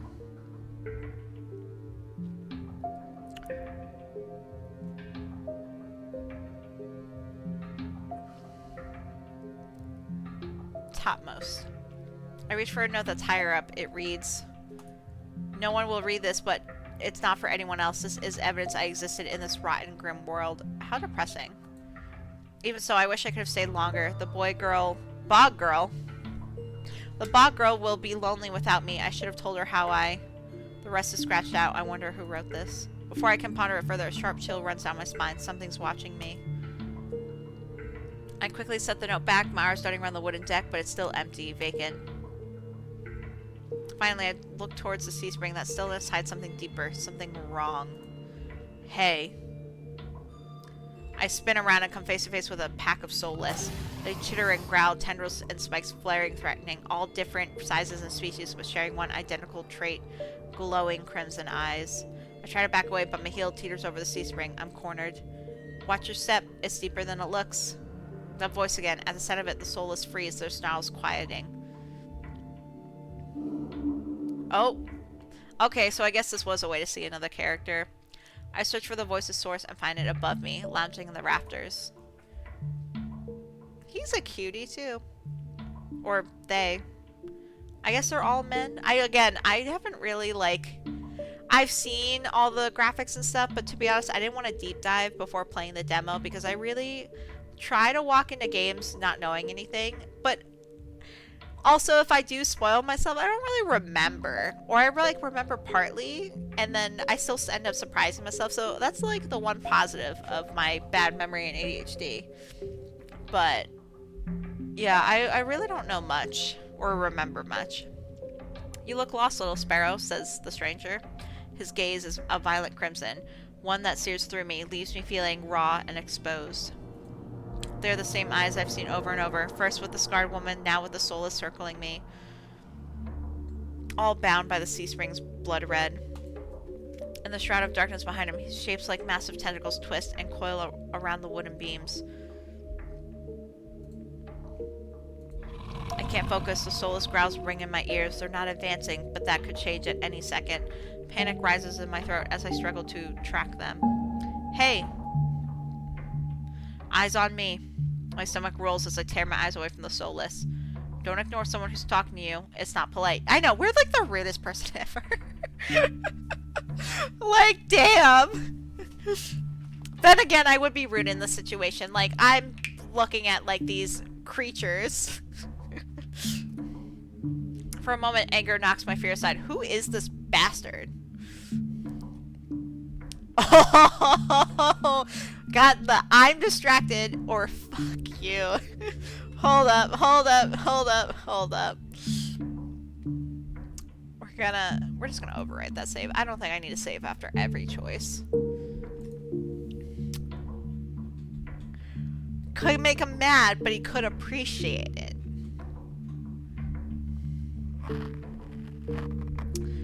Okay, we're gonna go it. I'm in a threatening situation. Fuck you.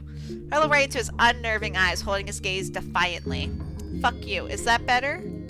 A crooked grin cracks across his face. "We'll work on it." I love that, his name is Bastard since we don't know his name. Oh my god. Thank God, my sassy little self. See, in real life, I am very sarcastic and can be very sassy like this, but I don't have always the confidence to back it up, so I always bite my tongue. Maybe this is a game where I actually release it. I scan the soulless again. They really aren't attacking, posturing more than anything else, almost as if they're waiting for commands. Did you tame them? Power of the sea spring. They're hungry, so they might bite. You could give me a reason to stop them. How about I didn't do anything wrong? He goes, "Trespassing. And that's punishable by death?" He gives a non-committal shrug. "I called out earlier to see if anyone was here. Were we supposed to play hide and seek?" Didn't hear you," he goes. My voice stops in my throat. This man's terse coolness is both infuriating and terrifying. I rack my brain for a way to diffuse the situation.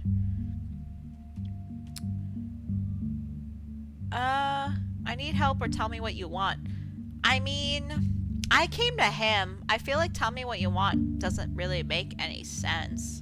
Let's see, though. I know, I was like, I'm gonna save after every decision. I just don't want to die here. Or if I do die here, I don't want to stay dead here. Or have to reload so far back. We're gonna go, I need help. Okay, fine. I need help. I thought Sea Spring could cure me somehow. My voice wavers pathetically. Honestly, honesty has never been my strong suit. He cants his head to the side, appraising me, but doesn't respond. I fidget nervously. Girl, stand strong. I'm telling you I came here for help. Are you listening? Oh, don't be that annoying. Your hands. He goes.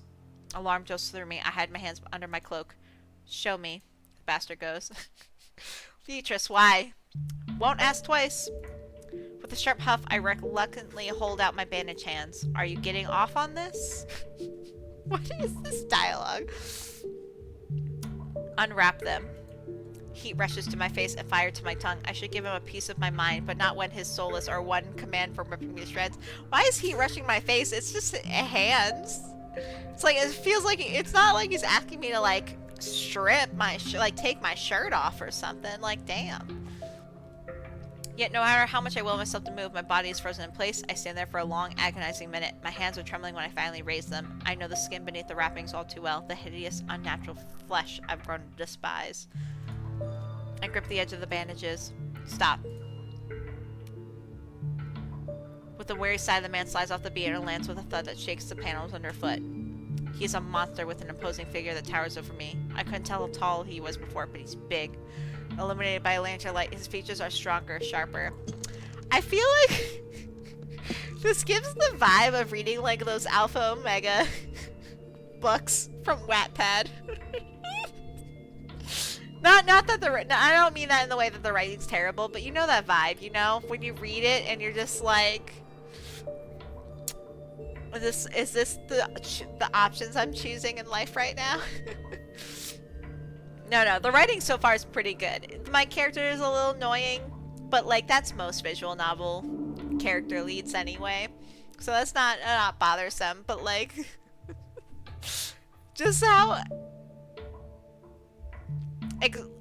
like I feel like intimate the writing is, or like how detailed it is. It's just I enjoy it.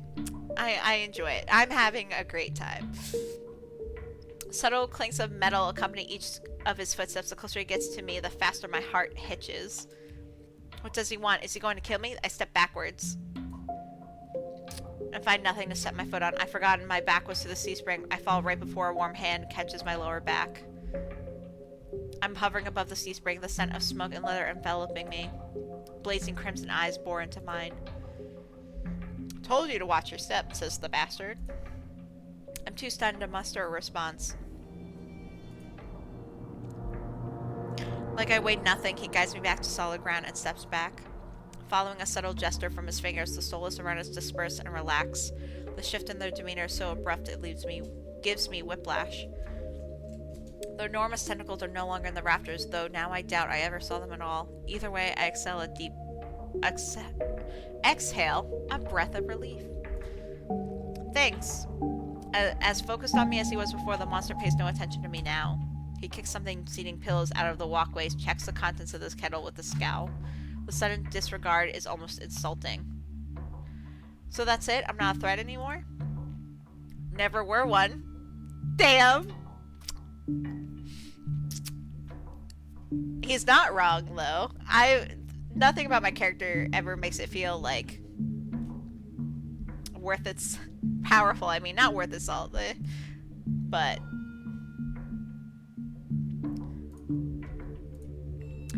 then why'd you threaten me? People get honest when they're afraid. Do they though? I feel like it can go either way. That's like saying you're more honest when you're drunk. You know, like that makes no sense to me. But we'll see. We'll see. Okay. In other words, he was messing with me. I dragged my hand over my face, exhausted by the fact that this is the second time a monster has provoked me today. Yeah, we're having a rough day here. I mean, well, it started off good. We got healed. We got room and board and, you know, food. You're ace, aren't you? Depends who's asking. Well, it obviously is him when the name tag changes. One of your friends told me this was your territory. She also said you were a gang leader. But there's no one else here. I thought there'd be more people. Ace picks up the kettle and walks to the edge of the sea spring, then dumps out the contents into the endless red. Gang took a walk. This is hilarious. His pleasant smile stretches across his face, ear to ear. Then in an instant it drops. I get the sense that I shouldn't ask about his gang again. Something must have happened. I've learned to recognize a real leader when I see one. Ace regrettably fits the type perfectly. Oh my gosh. He knows how to scare people and he expects submission, but it's uncommon for someone so used to being in power to be so alone. He expects submission? I understand I would be more terrified in a place where there were a bunch of soulless around, but I guess he gives off leader vibes. Doesn't really feel like one. But I could be wrong. Ace goes, you said you came here for help? Depends. Can the sea spring cure a curse? Probably. You mean you don't know? Ace goes, nope. He shakes out the empty kettle and starts collecting stray cups, tidying up. My frustration builds. I narrow my eyes at him in a questioning glare. When he notices, he returns it with an amused smirk. Are you being irritating on purpose? Listen, Sparrow. The sea spring can cure anything. Nothing's stopping you from trying it yourself. What do I have to do? Drink. I have to drink from the sea spring? My eyes glide to the blood-like pool beside us. The idea of ingesting the strange liquid makes my guts churn. Is there a price? Ace goes, always. Ace taps his temple with a finger. You lose it a little bit. That's it? Might have already beat it to the punch. My humor earns me an amused fang grin. This is a little different. Oh, look at his face expressions. When you drink from the sea spring, you forget who you are. Your mind combines with everyone who ever drank before. Humans, monsters, soulless. One big happy family in your head. Ooh, that's a no from me, dog. That doesn't sound like fun. My blood runs cold. I've heard of these before. Group minds. I thought they were just rumors. I've heard of whispers of cults performing rituals to bond their members' minds together. It never seemed possible. But something tells me this is real, even if one thing doesn't add up. Your eyes are red too, but you obviously haven't forgotten who you are. Before I can finish my sentence, Ace strides past me towards the entrance. Whew, I got through it. I'm gonna drink for that. Time's up. Let's finish this later. Wait, already? You barely told me anything. Came on a bad day. I've got somewhere to be. There are still so many questions burning on the tip of my tongue, but my frustration spills out before any of them. I was told to come here for help, but instead I got threatened and kicked out. You're joking, right? Watch your tone. I'm nice, but you don't want to ruin the host's mood. Yeah, girly, this vibe's not vibing. My skin prickles. The feeling of being watched washes over me again. My eyes dart back over to the sea spring. A lone ripple dances on the quiet surface. I take Ace's advice and clamp my mouth shut. Ace approaches a nearby soulless, a lanky dog like one with 6 legs and a crown of tendrils. Several sets of crimson eyes adorn its sides. Its forked tail wags rapidly when Ace squats behind it. He runs his fingers through the tendrils, scratches his chin, and pats his head. Aw, doggo.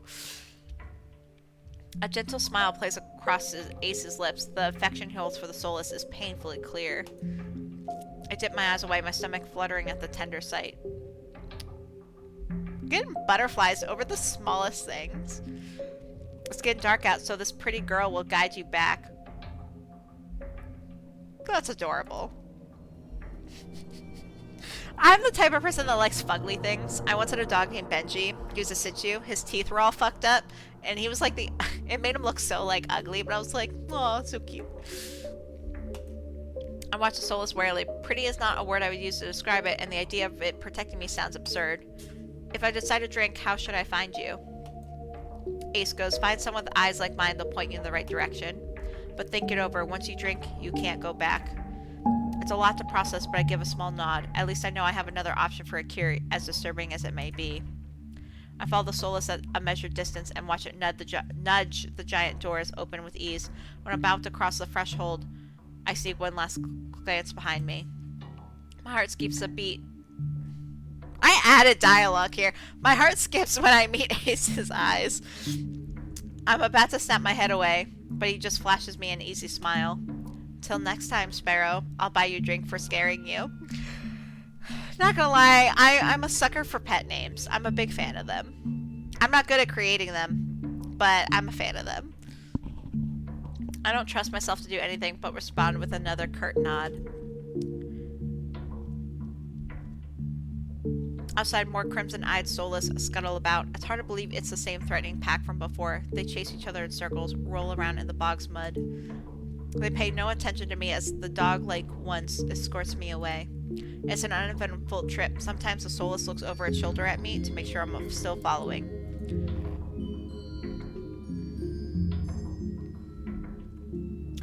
Dusk darkens the sky by the time we reach the city. The soulless sits and looks at me expectantly with familiar crimson eyes.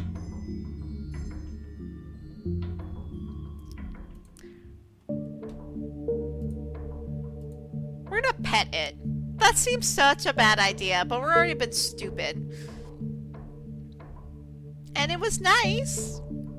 It led me properly, so we're gonna pet it. As nervous as I am, I carefully glide my fingers through the soulless's tendrils and scratches beneath its chin, just like Ace had. It pushes into my palm in response, rumbling with a sound akin to a purr. The vibrations are soothing, almost healing my fatigue. When it's satisfied, the soulless spins around and scampers back into the direction we came, vanishing into the darkness. It's barely my first day in Iridia, and I've already encountered so many things I thought were impossible, tame soulless being one of them. My head spins. Maybe I should call it a day. Yes, you should. Before you do anything more stupid. Nightfall creeps across the streets of Iridia, the city labyrinthine. Even in daytime, has become a warren of treacherous alleyways. Also, we've only had like one glass of water and like a thing of fried bread for like the whole day.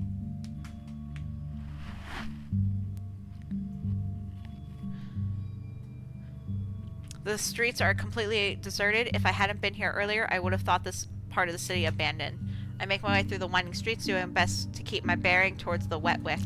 My steps slow when I hear rustling in the dark. I strain my ears, but everything is still. Is the silence playing tricks on me? I do that. My work involves a lot of, like, pinging sounds. I'll straight up be like, here pinging, and I'm like, I don't even have my work laptop on. It's the weekend. I'm not even at work. But I just hear it. I hear it in my dreams, too. Well, obvious, but we're paranoid here. So I'm imagining things or something is wrong. Something is wrong. The fine hairs on the back of my neck prickle. A frisson of discomfort running down my spine. Something is wrong. My eyes dart from one side of the street to the other, searching for movement, but the shadows are as deep and dark as pools of ink, and I see nothing. I can't stay here. I need to reach a busier part of the city. Drawing my cloak tight around my body, I hurry on my way.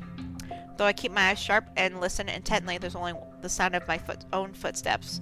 As the moments pass and nothing happens, I begin to wonder, maybe I really did imagine that noise? I turn the next corner and my thoughts come screaming to a halt. My head spins, the world blurring as adrenaline rushes through my veins. Only one thing is clear amidst the haze. The soulless that attacked the caravan. It's crouched over a dark, indistinct shape, a body. A garland of intestines spilled from pallid flesh. Blood grouts the cobblestones. For a mercy, the soulless is too distracted by its meal to have noticed me. My feet feel as heavy as stones, but I can't just stand here. Holding my breath, I take a step backwards. When the wet, slurping sounds don't abate, I take another, then another. The shard of glass crunches underneath my heel. The world seems to slow to a crawl as the soulless raises its head, blood dripping from its tendrils. Every single one of its bulging eyes fixed unblinkingly on me. It's really here. It's come back for me. My only option is to run. I'm off like a shot, running for my life through the darkened streets. Behind me, a piercing...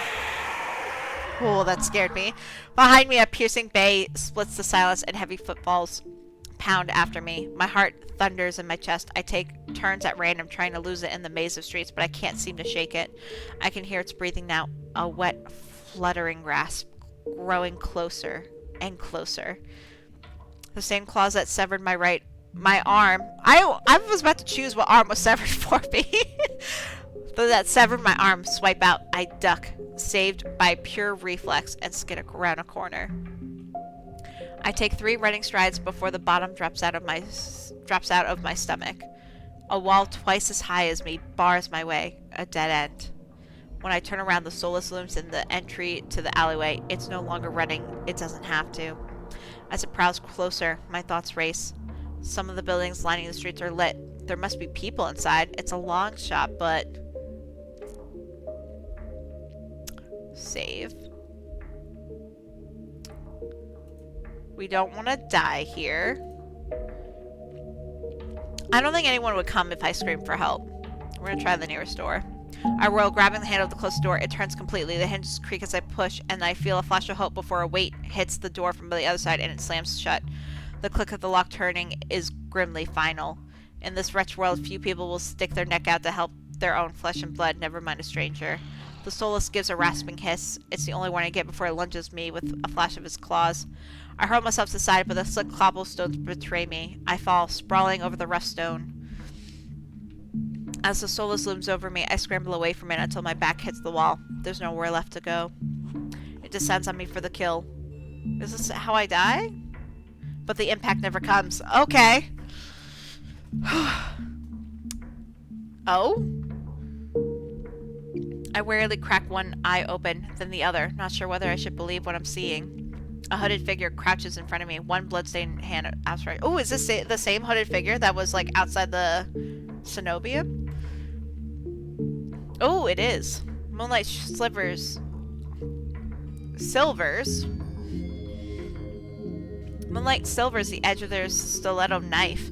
Their face and hands are splattered with blood and the soulless. My eyes start past my unexpected rescuer to the misshapen form behind them. The soulless's many eyes, once restless and vibrant, now look dull and waxy. A red pool spreads slowly from under its body.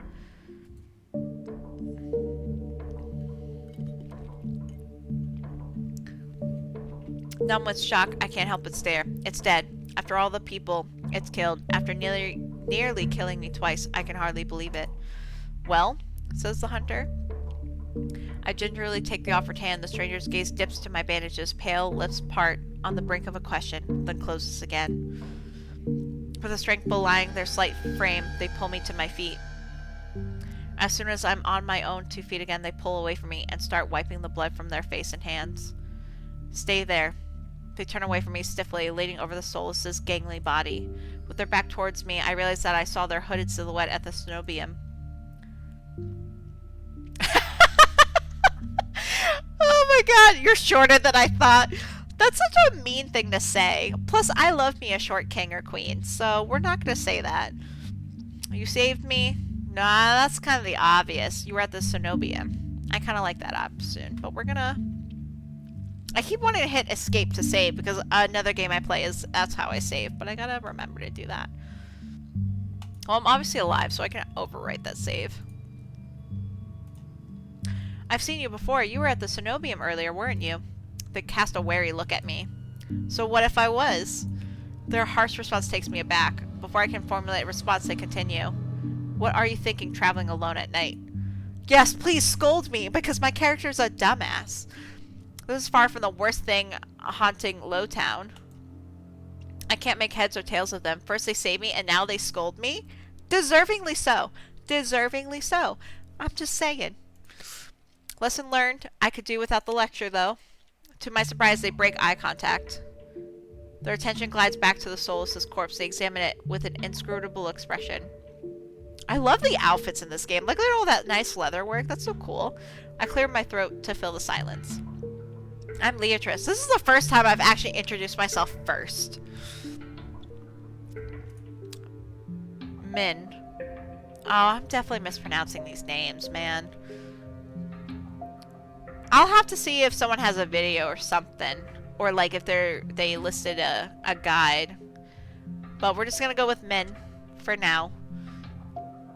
If you have played this game, or have a relation to this game, or anything, please give me a guide of how to say these names, please. I want to make sure I say it correctly. Suddenly, Min tenses. Their blade flashes as they drive it back into the back of the Solus's neck. The Solus thrashes once, letting out a rattling hiss as the air leaves its lungs. Min leans on the blade, driving it deeper and deeper until there's a sickening crunch and the creature goes limp. My heart thuds in my chest. It must have been clinging to life by a thread. Min straightens up, withdrawing their blade in a single smooth motion. Better to put wretched things like this out of their misery. They calmly clean the blood from their knife. That swift, unhesitating, lethal strike wasn't the work of an amateur. But they don't act like any of the cold-blooded killers I've seen in the past. Why is a Solus inside the city? Min looks at me, eyes searching, before realization dawns. You're new here. There's no walls around the city. Solus can come and go as they please until someone is contracted to stop them. The Cenobia's patrols don't bother to protect Lowtown, not anymore. Let me guess, you're not a fan of the Cenobia? I wouldn't go that far, says Min. Their brow abruptly furrows, and they sheath their knife, motioning for me to follow them.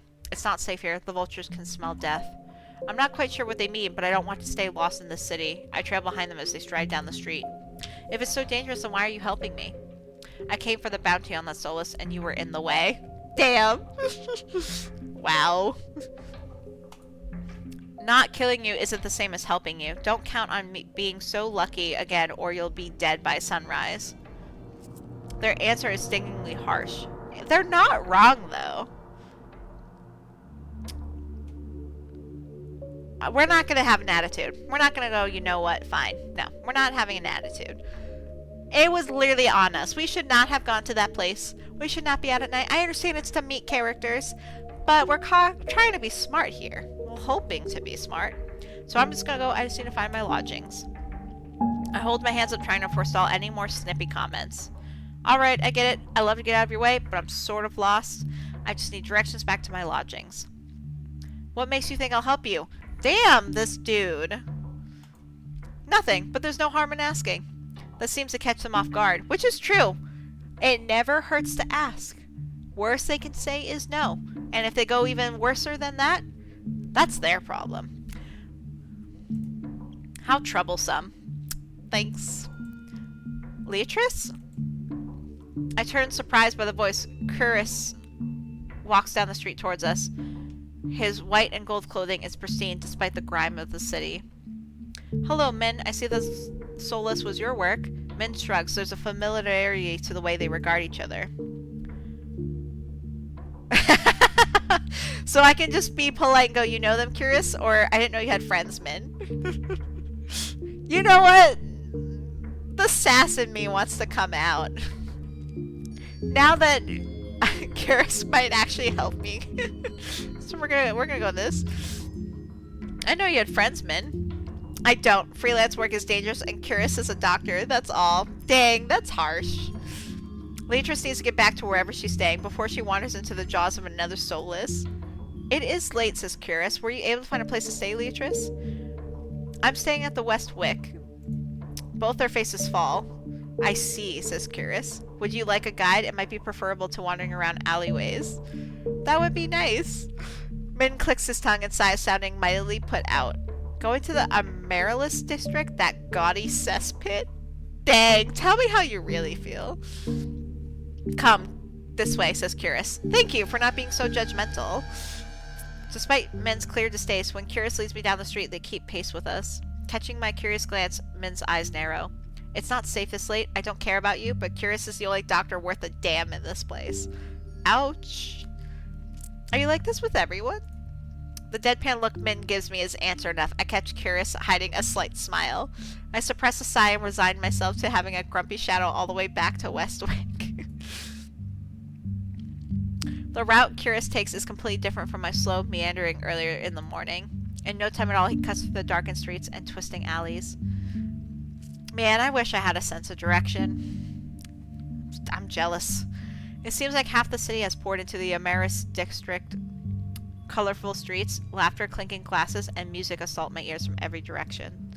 Yet the most noise still comes from the West Wick. Its doors hang wide open, lanterns lit.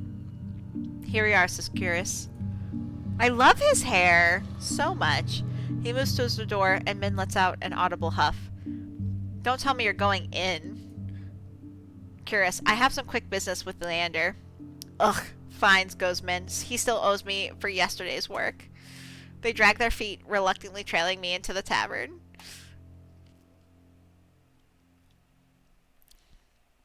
As soon as the doors open, a wave of sticky heat rolls over me. In the hours since I left, the wick has grown suffocatingly crowded. Kira stands out easily as a head taller than most. Even so, I nearly lose sight of him amid the sea of swarming bodies. Pardon me, goes Curious. The crowd parts as though answering his request. Curious glances over his shoulder at Min and me before gliding through. How can anyone breathe in here, says Min. I would agree. I'm not a fan of bars in general, especially crowded ones. I don't like people touching me. Or breathing on me. It's not a fun time. Min follows Curious at a clipped pace. Leander is right where I left him, although he's traded places with the bartender. He holds a pair of shot glasses filled to the brim with luminous green liquid. And now for the finishing touch. A flash of magic paints the glasses white with frost. You're never gonna guess what's in these. Leander slides the glasses across the bar and I get my third and fourth shocks of the evening in rapid succession. Oh my god, are they all here? Is this where I like make life choices? Ace leans against the bar, an elbow propped up on the counter. He catches the glasses and lifts one to the light before turning it upside down. The contents magically congealed, stay firmly in place. You were supposed to make drinks, pretty boy. Don't tell me you're wasted already. Oh my god, they are literally all here. Vare, perched on the bar's counter beside Ace, takes a single look at the shot glass and shakes his head. What have we here? A bucket full of boogers? Leander's nose treasure? Oh, gross. Ace, you've eaten worse. Dang. Vare's lips twitch and ears flatten when Ace offers him a glass. He turns his cheek with a sniff and Ace just snickers. Coward. Vare goes, don't tell me you're actually. In one fluid motion, Ace throws back his head and downs the shot. Drinking that. Vare finishes. A dark look crosses Ace's face. It's chewy. Ew. Leander, chewy, wait, let me try again. Behind me, Min grumbles. I told you this place was a nest of degenerates. Leander, if it isn't Curious and Min. At the sound of Leander's voice, Min's pale eyes grow wide. They look ready to bolt until Curious sets a hand on their shoulder. I promise this will not take long. Min's eyes dart from Curious's hand to his face and soften. Fine, you first. While they step forward, I linger behind, struck by a sudden revelation. All the people I've met today know each other. Good evening, Leander. Ace, another drinking competition, I presume? Leander, oh, is it evening already? Could have sworn it was earlier. Oh my god, what is with that blush? Is he drunk or is he just, like, interested in everyone? Ace goes, just some friendly rivalry, Doctor. Nothing to be afraid of. Curious acknowledges Leander and Ace with the slightest nod, ignoring Vare entirely. Not that Vare seems to mind. He tilts his head and an impish smile curves his lips when he spots Min looming silently behind Curious. I almost didn't see you there, Min. Looking for your booster seat? That's rude. Min pushes back their hood. They level Vare with a cool look. Okay, so... Okay, seems like Min uses they, them pronouns. If I was blind to that earlier, that's on me, but we'll keep it up. Although Ace wasn't allowed to bring his pets in here. Vare's tail gives an angry twitch. At first sign of an impending fight, Leander vaults clear over the counter. He slides in between Ace and Curious. Now, let's try and keep the peace. It's not every day the esteemed doctor takes up on a drink. His arm snakes around Curious's shoulders. You are finally taking me up on that drink, right, Curious? I am afraid not, he goes. We were merely escorting Leatrice back to her lodgings. Curious gestures in my direction, my stomach sinks. I reluctantly step into the light. As soon as he sees me, Leander's face brightens. Leatrice, it's been too long. Everyone, this is Leatrice. She's new to Iridia. Ma'am. Okay. I know, baby girl. It is late. I feel 5 pairs of eyes fix onto me, and suddenly the bar feels suffocatingly small. My voice nearly catches in my throat. Let's go high again instead of we've already met. Actually, no, let's go we already met. Actually, I've already met everyone. Leander, you've already met? Ace and Bear level me with subtly amused expressions. Bear's tail gives a lacy wag. We did, not long ago either, goes Ace. Bear, I'm starting to suspect she's stalking me. He looks far too pleased with himself when I roll my eyes. This calls for drinks. What does everyone want? Goes Leander. In an instant, all eyes turn to Leander, freeing me from the burden of attention. I still can't believe they all know each other. I love Bear's outfit. Look at that. Look at that. That's so cute. Oh my gosh. I still can't believe they all know each other. Watching them talk amongst themselves feels surreal. But for the first time since I undertook the journey to Iridia, I feel a faint glimmer of hope. I think, no. I know I was meant to meet them. Girl. The low, pleasant rumble of Leander's laughter pulls me from my restless thoughts. Ha! Well, color me surprised. You make friends fast, Leatrice. I wouldn't go that far. We're more like acquaintances? Leander, a wise man once said that acquaintances are merely friends you haven't shared a drink yet. Yeah, I guess.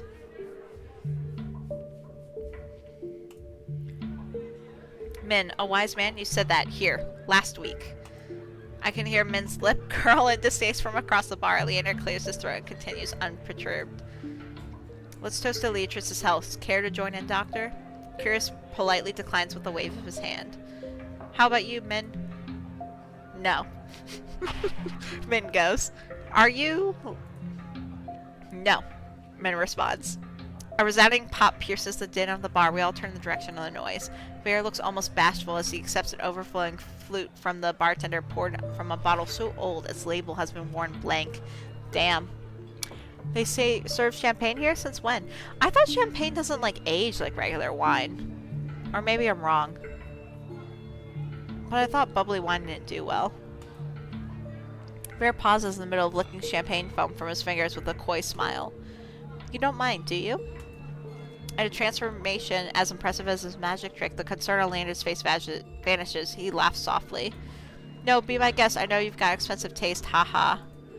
Then he shoots the bartender a frantic look.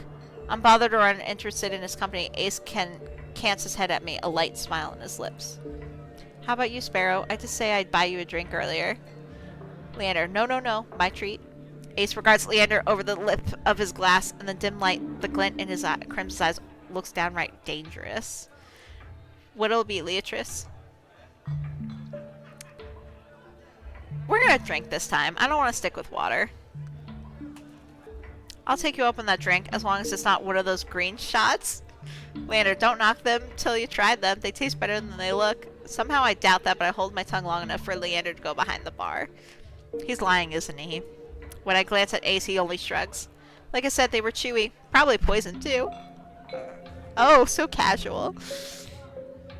He considers his own drink a tumbler of amber-colored whiskey. Leander's tried to kill me a dozen times. By now, it's always a gamble. What? Interesting. Okay.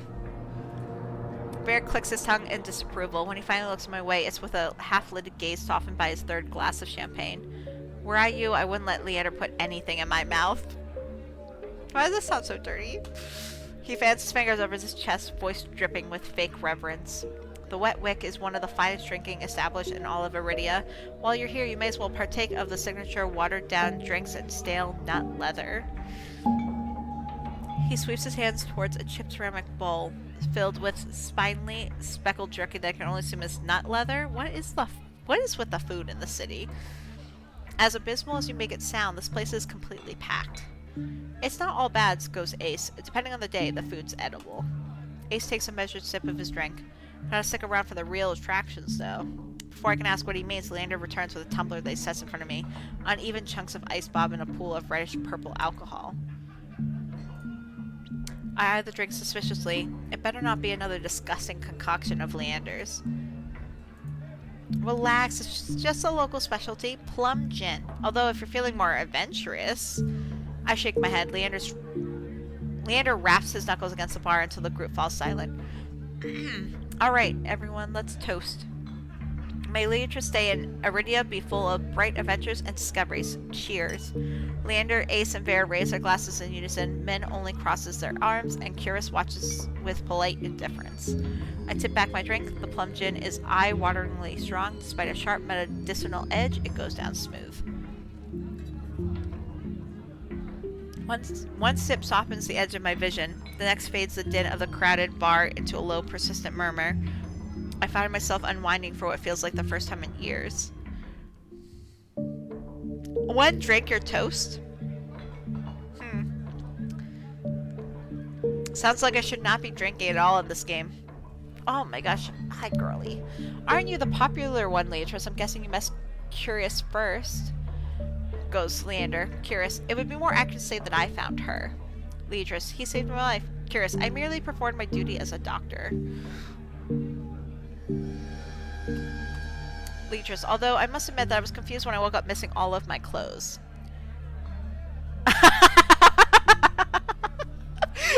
Their faces. Okay. Leander makes a choke noise somewhere behind a Min's size. It's not what you think, goes Leatrice. Why would you say it like that? This dumb girl.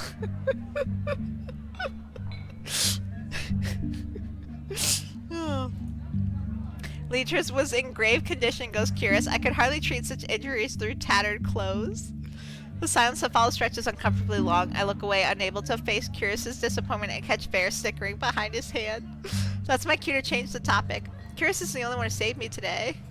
Don't you listen? I didn't save you. You were simply there, goes Min. That's Min for you, says Leander. Leander reaches for Min, but they duck under his arm with practiced ease without so much as looking his way. As reliable as they are moody. You're one to talk considering you neglected to warn her to stay off the streets at night, says Min. Oh, I might have gotten a little distracted, goes Leander. And he's blushing. Distracted by what, my dude? Min's only response is a short breath. At any rate, I never got a chance to thank you, Min. Don't. The less soulless alive, the better, he goes. Or they go. They go. For a heartbeat, Min's eyes flick towards Ace, and their lips twist.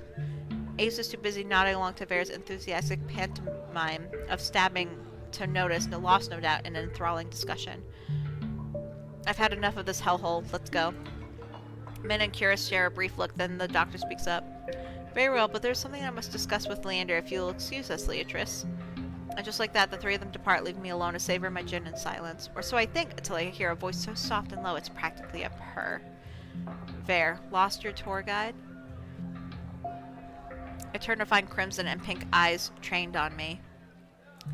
It's not lost on me that they chose the instant the others left to strike. Just my luck. I had to be abandoned with the two most irritating people I've met all day. Monsters or not, there's no telling what I'll do if either of them push me again. Don't tell me Leander already snuck off to get his knob slobbered out back. Grody. I go, he's got business with Curious and Min. 2-on-1 business, isn't he lucky? I can't tell if it's the champagne or the company, but Ver has grown noticeably more relaxed. He sits with his chin propped on the back of his hand, his ears twitch whenever a hiccup shakes his shoulders. So does he still have the leash on? Is his cleric here, or is he get free reign? I feel like an ass asking these questions. Why are you so far away? Come join us. He pats the empty bar stool behind Ace, but I hesitate. The smile Vera wears is sweet and distinctly sly, and with the drinks in the mix, I dread how he and Ace will mess with me next. We don't bite, goes Ace. I'm not sure about that. Just hours ago he tried to rob me and you threatened me. Me? Steal? Surely you must be mistaken, goes Ver. You sure it was me, goes Ace. What? These bitches. Leatrice, yeah, it was you. And then you have the gall to kick me out just so you can go drinking. He gives another one of his shrugs. I was lonely. I love that. A simpler answer than I expected, but I guess I can't fault him for that. Ver suddenly slumps forward, gossamer sleeves pooling where he rests his elbows on his knees. Ace sets his hand on Vare's waist, narrowly preventing him from tipping off the counter. How about we start fresh? Begin with proper introductions. Get off on the right foot and whatnot. I'll start. The name's Vare, hunter extraordinaire. Vare's right hand flutters to his chest and he bows his head, flicking when hair falls into his eyes. Ace doesn't say anything, so I suppose it's my turn now.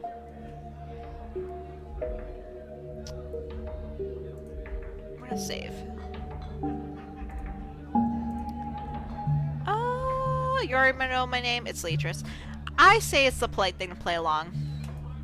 It's Leatrice. Vare considers me for a long moment, his tail idly swaying behind him. Then he knocks back the rest of his champagne. It's a pleasure to formally meet you, Leatrice. He says my name slowly and deliberately, savoring every syllable. A tingle jumps down my spine. I quickly turn my gaze away. Ace smirks at my reaction over the rim of his glass. Is something funny? Nope, goes Ace. I open my mouth and close it just as quickly. They want me to react, goading me into another ridiculous game. While their sharp, cat-like eyes keep me on edge, something about this tension is fun. It must be the gin. Yeah, girl, I feel like you're gonna get drunk, and this is a bad idea.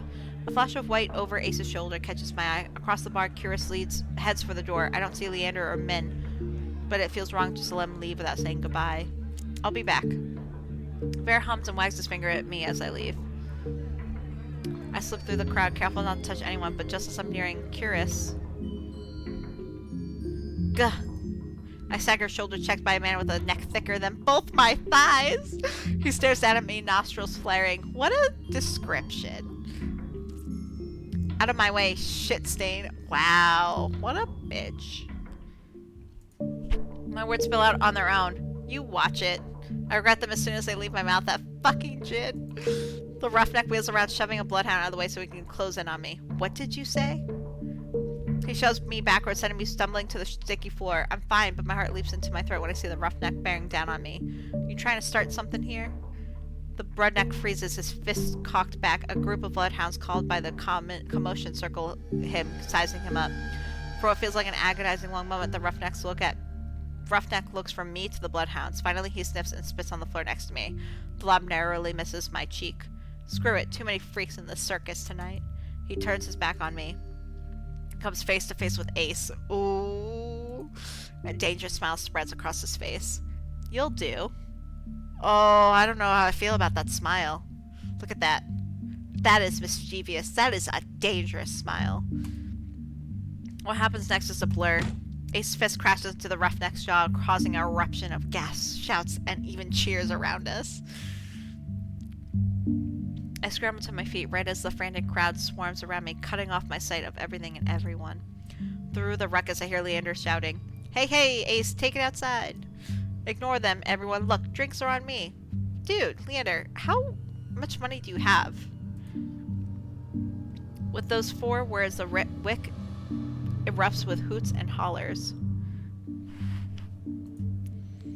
The ring around me disperses as bloodhounds and onlookers rush towards the bar. Through the thinning crowd, I catch glimpses of familiar faces. Ace vanishes out the back, dragging the roughneck behind him. Curious lingers near the door, searching, I suspect, for any wounded before he departs. Min draws their hood up tight as they slip out the side door, while Vare leans over the counter to swipe a glass of wine from behind the bar. And Leander, seated at the opposite end of the bar, gestures dramatically and apologetically at the bartender. With that blush again. He seems easy in that sense. In the space of a heartbeat, I realize that there's no telling when or if I'll see any of them ever again. Whoever I pursue may be the last person I get to speak to tonight. I follow.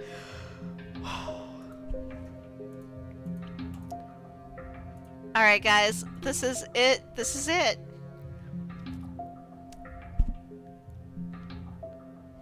Okay.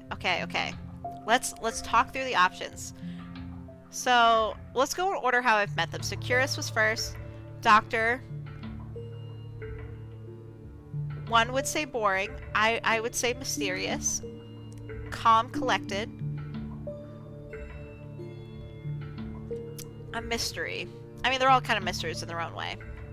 Then we got Leander. Blushes easily.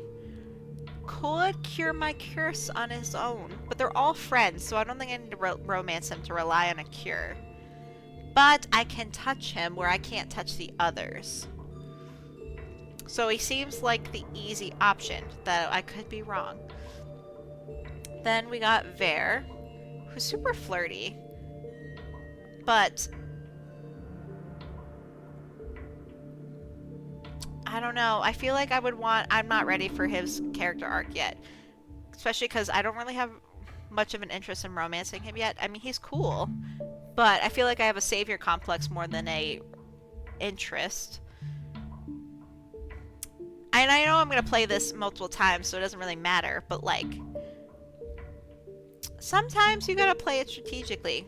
Like, I typically don't go for the person I want to romance most because, excuse me, I want to ensure I get the most play out of it, and if I play the person I want to romance first and I don't get interest in the others, well then I just play the game once. So, but I don't think I have like who I want most. So then, okay, so after Vare was Ace, who was kind of interesting, not gonna lie. But, and then finally Min. Well, while I like a grumpy character, I'm not into the grumpiness. So,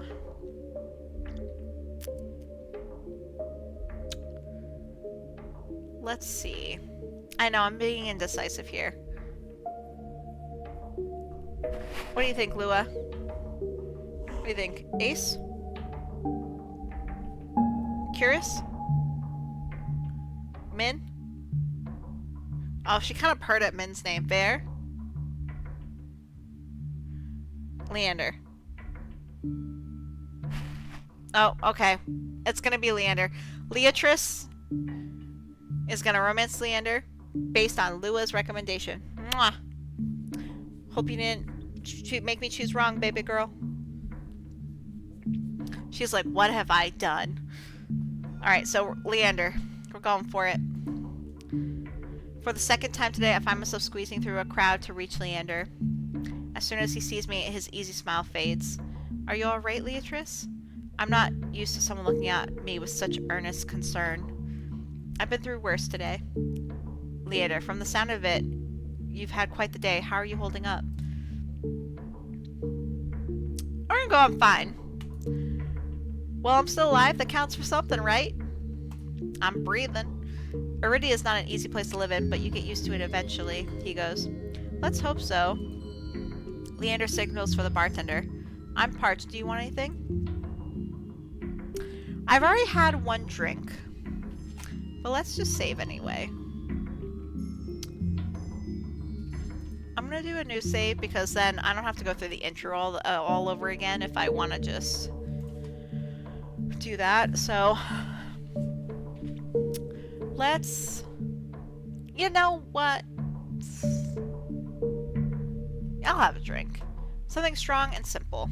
Adventurous, aren't you? I'm gonna have to keep an eye on you. Yeah, I'm a troublesome girly. Of course, you'll also need to keep an eye on me. I've lost how many count how many I've had. Oh, damn. Oh, damn. Deal. Once he's ordered, Leander turns back to me. Did you at least get to try any good food? I had these fried dough sticks from a vendor near here. As soon as I began describing my meal, his eyes brightened with recognition. The long lads from Wen's stall, you've got to try them with porridge. There's another stall about a block away with these rosewater rice flour cakes. Take one bite and you'll think you've been transported to some high-town history. Then, bam! You open your eyes and it's the same trash-lined street as always. When he laughs, his hair falls over his eyes. He shakes his head and pushes it back. I'll show you sometime if you decide to stick around Lowtown, that is. The Iridia Leander describes is far different from the one I've experienced, but if you live anywhere long enough, I suppose it becomes home. It seems like I'll be here for a while. Maybe I'll take you up on that. Bartender returns with his... Oh my gosh, words. It's also way past my bedtime while I'm recording this video. I've been playing this demo for how long? The bartender returns with a pair of glasses and pushes them our way. Cheers. Leander goes. Leander clicks his glass against mine. I take a deep sip of malty dark ale, savoring its flavor. It was surprising finding out that you all know each other. I didn't think Iridia would be so small. Do you know how many times I've tried getting them all in one place? It's impossible, like trying to hurt a bunch of soulless. I take it you know them well? It depends, he goes. Was there anyone you're curious about in particular? I'm gonna say Ace. So you're friends with Ace? Leander goes, have been for a while, but he's rarely in town. Where'd you run into him? The Sea Spring. Leander chokes on his drink. He coughs violently into his fist before giving me a surprised look. You went all the way out there? How'd he treat you? He was upfront. He was honest. He told me about how the Sea Spring's power comes with a heavy price. Losing your mind, becoming one of his funny, brainless pets. He sighs, pausing before he speaks again. Does this sound worth it to you, Leatrice? The only pets he has are soulless. Yeah, I know. I didn't mean it like that. Ace has my respect and takes care of his own. For a moment, Leander stares deep into the bottom of his glass. When he looks up again, the circles under his eyes seem even deeper than usual. All those red-eyed minions creep me out. Can we talk about someone else? Oh, so I can ask about everyone or say no one? We'll say Curious. Do you and Curious work together? Occasionally. Did the mysterious, competent doctor catch your eye? He sounds like a good person.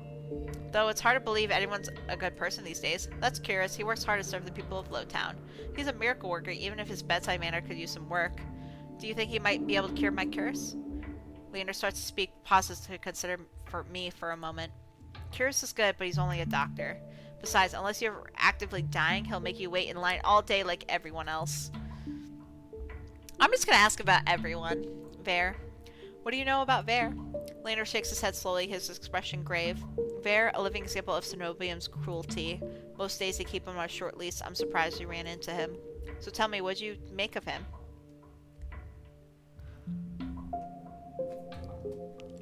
I can either say a positive thing or a bad thing. I don't want to say a bad thing about any of them.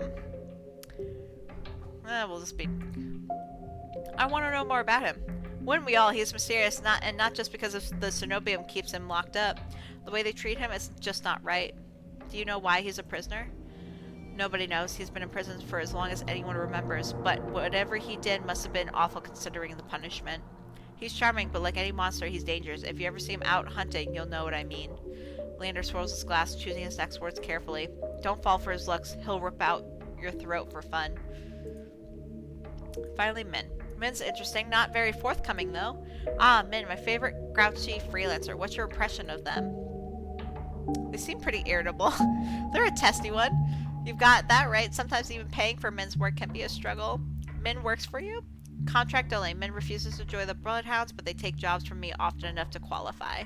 Just don't ever call them a Bloodhound, okay? I'll get an earful.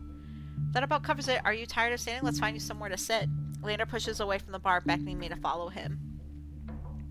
He leads me to a small booth hidden in a nook of the bar. A pair of Bloodhounds notice him and immediately leap to their feet, offering their seats to us. I slide into the booth. A web of graffiti scratched into the booth's tabletop catches my eye. The deepest grooves from the form the outline of the dog from Leander's posters. Dozens of roughly etched names around the drawing, some fresh, some well-worn. What is all this? It's a tradition. Whenever someone joins the Bloodhounds, they have to drink with us, and then they carve in their initials. The barkeeper must love that. After the first year, she finally stopped charging me extra for damages. 2 years and countless drinks later, she added her own name. You're not planning on recruiting me, are you? He quickly shakes his head. Not yet. You need time to think about your own path. Do you know what you're going to try next? The question gives me pause. I take my hands out from under my cloak and rest them on the table. Do you think you can help me? Of course, we can find answers together. Leander starts to reach for me as though meaning to take my hand before stopping himself, his eyes flicker to mine. I won't fail you, Leatrice. Feels serious. If you ever need a taste of normalcy, I'll always be here for you. My chest tightens at the memory of touching him. Even now? Leander swallows. The table groans under his elbow as he leans forward. The booth is so narrow that he completely blocks my view of the bar counter. It's almost as though Leander and I are completely alone.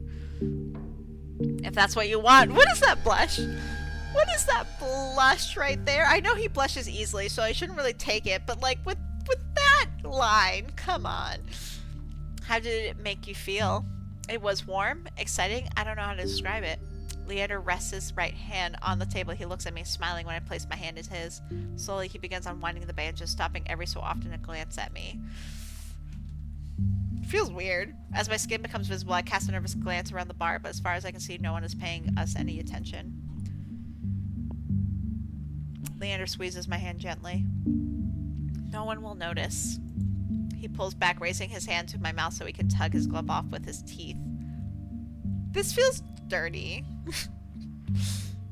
The muscles in his forearm tighten as he flexes his fingers. Our eyes meet and Leander offers his hand again. There you go. Hand holding on demand. Oh my god. A lump forms in my throat. I know it's supposed to be an emotional moment, but damn. I'm certain Leander sees it in my face, the flicker of desperation. His voice lowers to a whisper. Anything you want, Leatrice? Touch his hand. Okay. I reach out, allowing the tips of my fingers to glide along the lines of his palms. He shudders with a nervous laugh. Dude, stop it. That tickles, he goes. Emboldened, I twine our fingers together and give it an experimental squeeze. His hand is soft somehow. I expect it to be more rough. Leander looks from our hands to me and smiles. Nice, isn't it? Yeah. I've done this once already, but it still makes me lightheaded. I'm not sure if I'll ever get used to this, and yet I want to be even closer. My heart hammers, filling my ears with a pulse that grows unbearably loud until I pull my hand back. Are you alright? I can barely hear his words over my pounding heart, but I manage to nod. Yeah, I'm fine. I'm sorry. I think I'm just getting a little dizzy. He gives me a gentle smile, eyes crinkling at the edges. You've had a long day. You deserve some rest. Luckily, your room is just upstairs. Want me to walk you back? I shake my head and begin wrapping my hand back up. With each deep breath, my head feels more clear. I'm fine, but thanks for, well, everything. Remember what I told you, he goes. If you ever need a break from the chaos of the city, I'll be here for you. When I rise, Leander gives me one last smile. Good night, Leatrice. Night. I trudge up the stairs, but even as I leave Leander behind, the warmth of his skin still lingers on mine, burning through the bandages. Oh, so I can still choose, even though I picked him. So then, we're gonna save here then. Well, actually, well, still. We're gonna choose him. So, oh, so they have little bios. Leander offers you something that should be impossible, a taste of normalcy, free of your curse. As the first person to withstand your touch, he should he could, oh my god, worse. He could change your life, but some things are simply too good to be true. Leander promises to help unravel your curse, but at what cost? I already made a decision at the last screen, so we're just gonna go for it. Thank you for playing. For more TouchStarved, visit redspring.studio and follow Red Spring Studio on Twitter and Instagram. Okay. That was fun. Oh my gosh. Ugh, that did leave me TouchStarved. I want more. Oh my god. I'll have to like... I want to do a whole video, but I'll have to like do a video just to see like what following each of them does, just so I can get a little extra scenes or dialogue. But I didn't die in the prologue, unless that was never an option and I psyched myself into thinking it. But yeah. Okay, thoughts. What I like about it. The characters are interesting, the dialogue's really funny. I definitely like the idea of the world. I think it's super interesting. And I'm really excited to learn more. I do wish, going to what I dislike, I'm not a fan of the main character so far. I understand desperation. Like, I get it. But, and like being desperate leads you to do stupid things. But like, when I do a lot of visual novels and I have a lot of dumb heroine syndrome, it gets irritating. But like, I understand now that was to meet all the love interests, so I'm hoping there are a bit more choices involved and I could choose certain times. I do wish my character didn't seem as helpless. Like, we only got this far because Leander was willing to help me for free. Doctor saved my life. Min saved my life. Like, Ace, I guess, is not a bad person, which is why we're like have the possibility to romance them, because he was up front in that what would happen if I drink, he didn't try and convince me. So like, I don't know. I wish characters in the game had a bit more. I don't know. I guess we're an as helpless. I don't know how to explain what I want. So I am curious to see. I hope it doesn't fall in the trope where like the main, like your playable character is essentially useless without these men or people, because not all of them use he, them, he, they, he, him. See, I'm tired. I'm too tired. I shouldn't record videos this late. It's way past my bedtime. So overall, I'm definitely hyped for this game. I'm gonna buy it. This demo, if anything, convinced me I'm going to buy it. I can't say I recommend the game since I haven't played the whole game. Based on the demo, definitely should add it to your wish list. Keep an eye on it. Follow the creators. Follow the studio. And yeah, thank you all for joining me for this ridiculously long video. I hope you enjoyed my maniacal laughter, me not being able to read, me just having a blast. If you like my content, please subscribe, like this video, join my Discord. If you go to my channel bio, I should have like a link tree or like just my Discord right there. Come watch me on Twitch, if anything. But in the meantime, I hope you all enjoy life. Play games. Don't die. It's gonna be great. Thank you.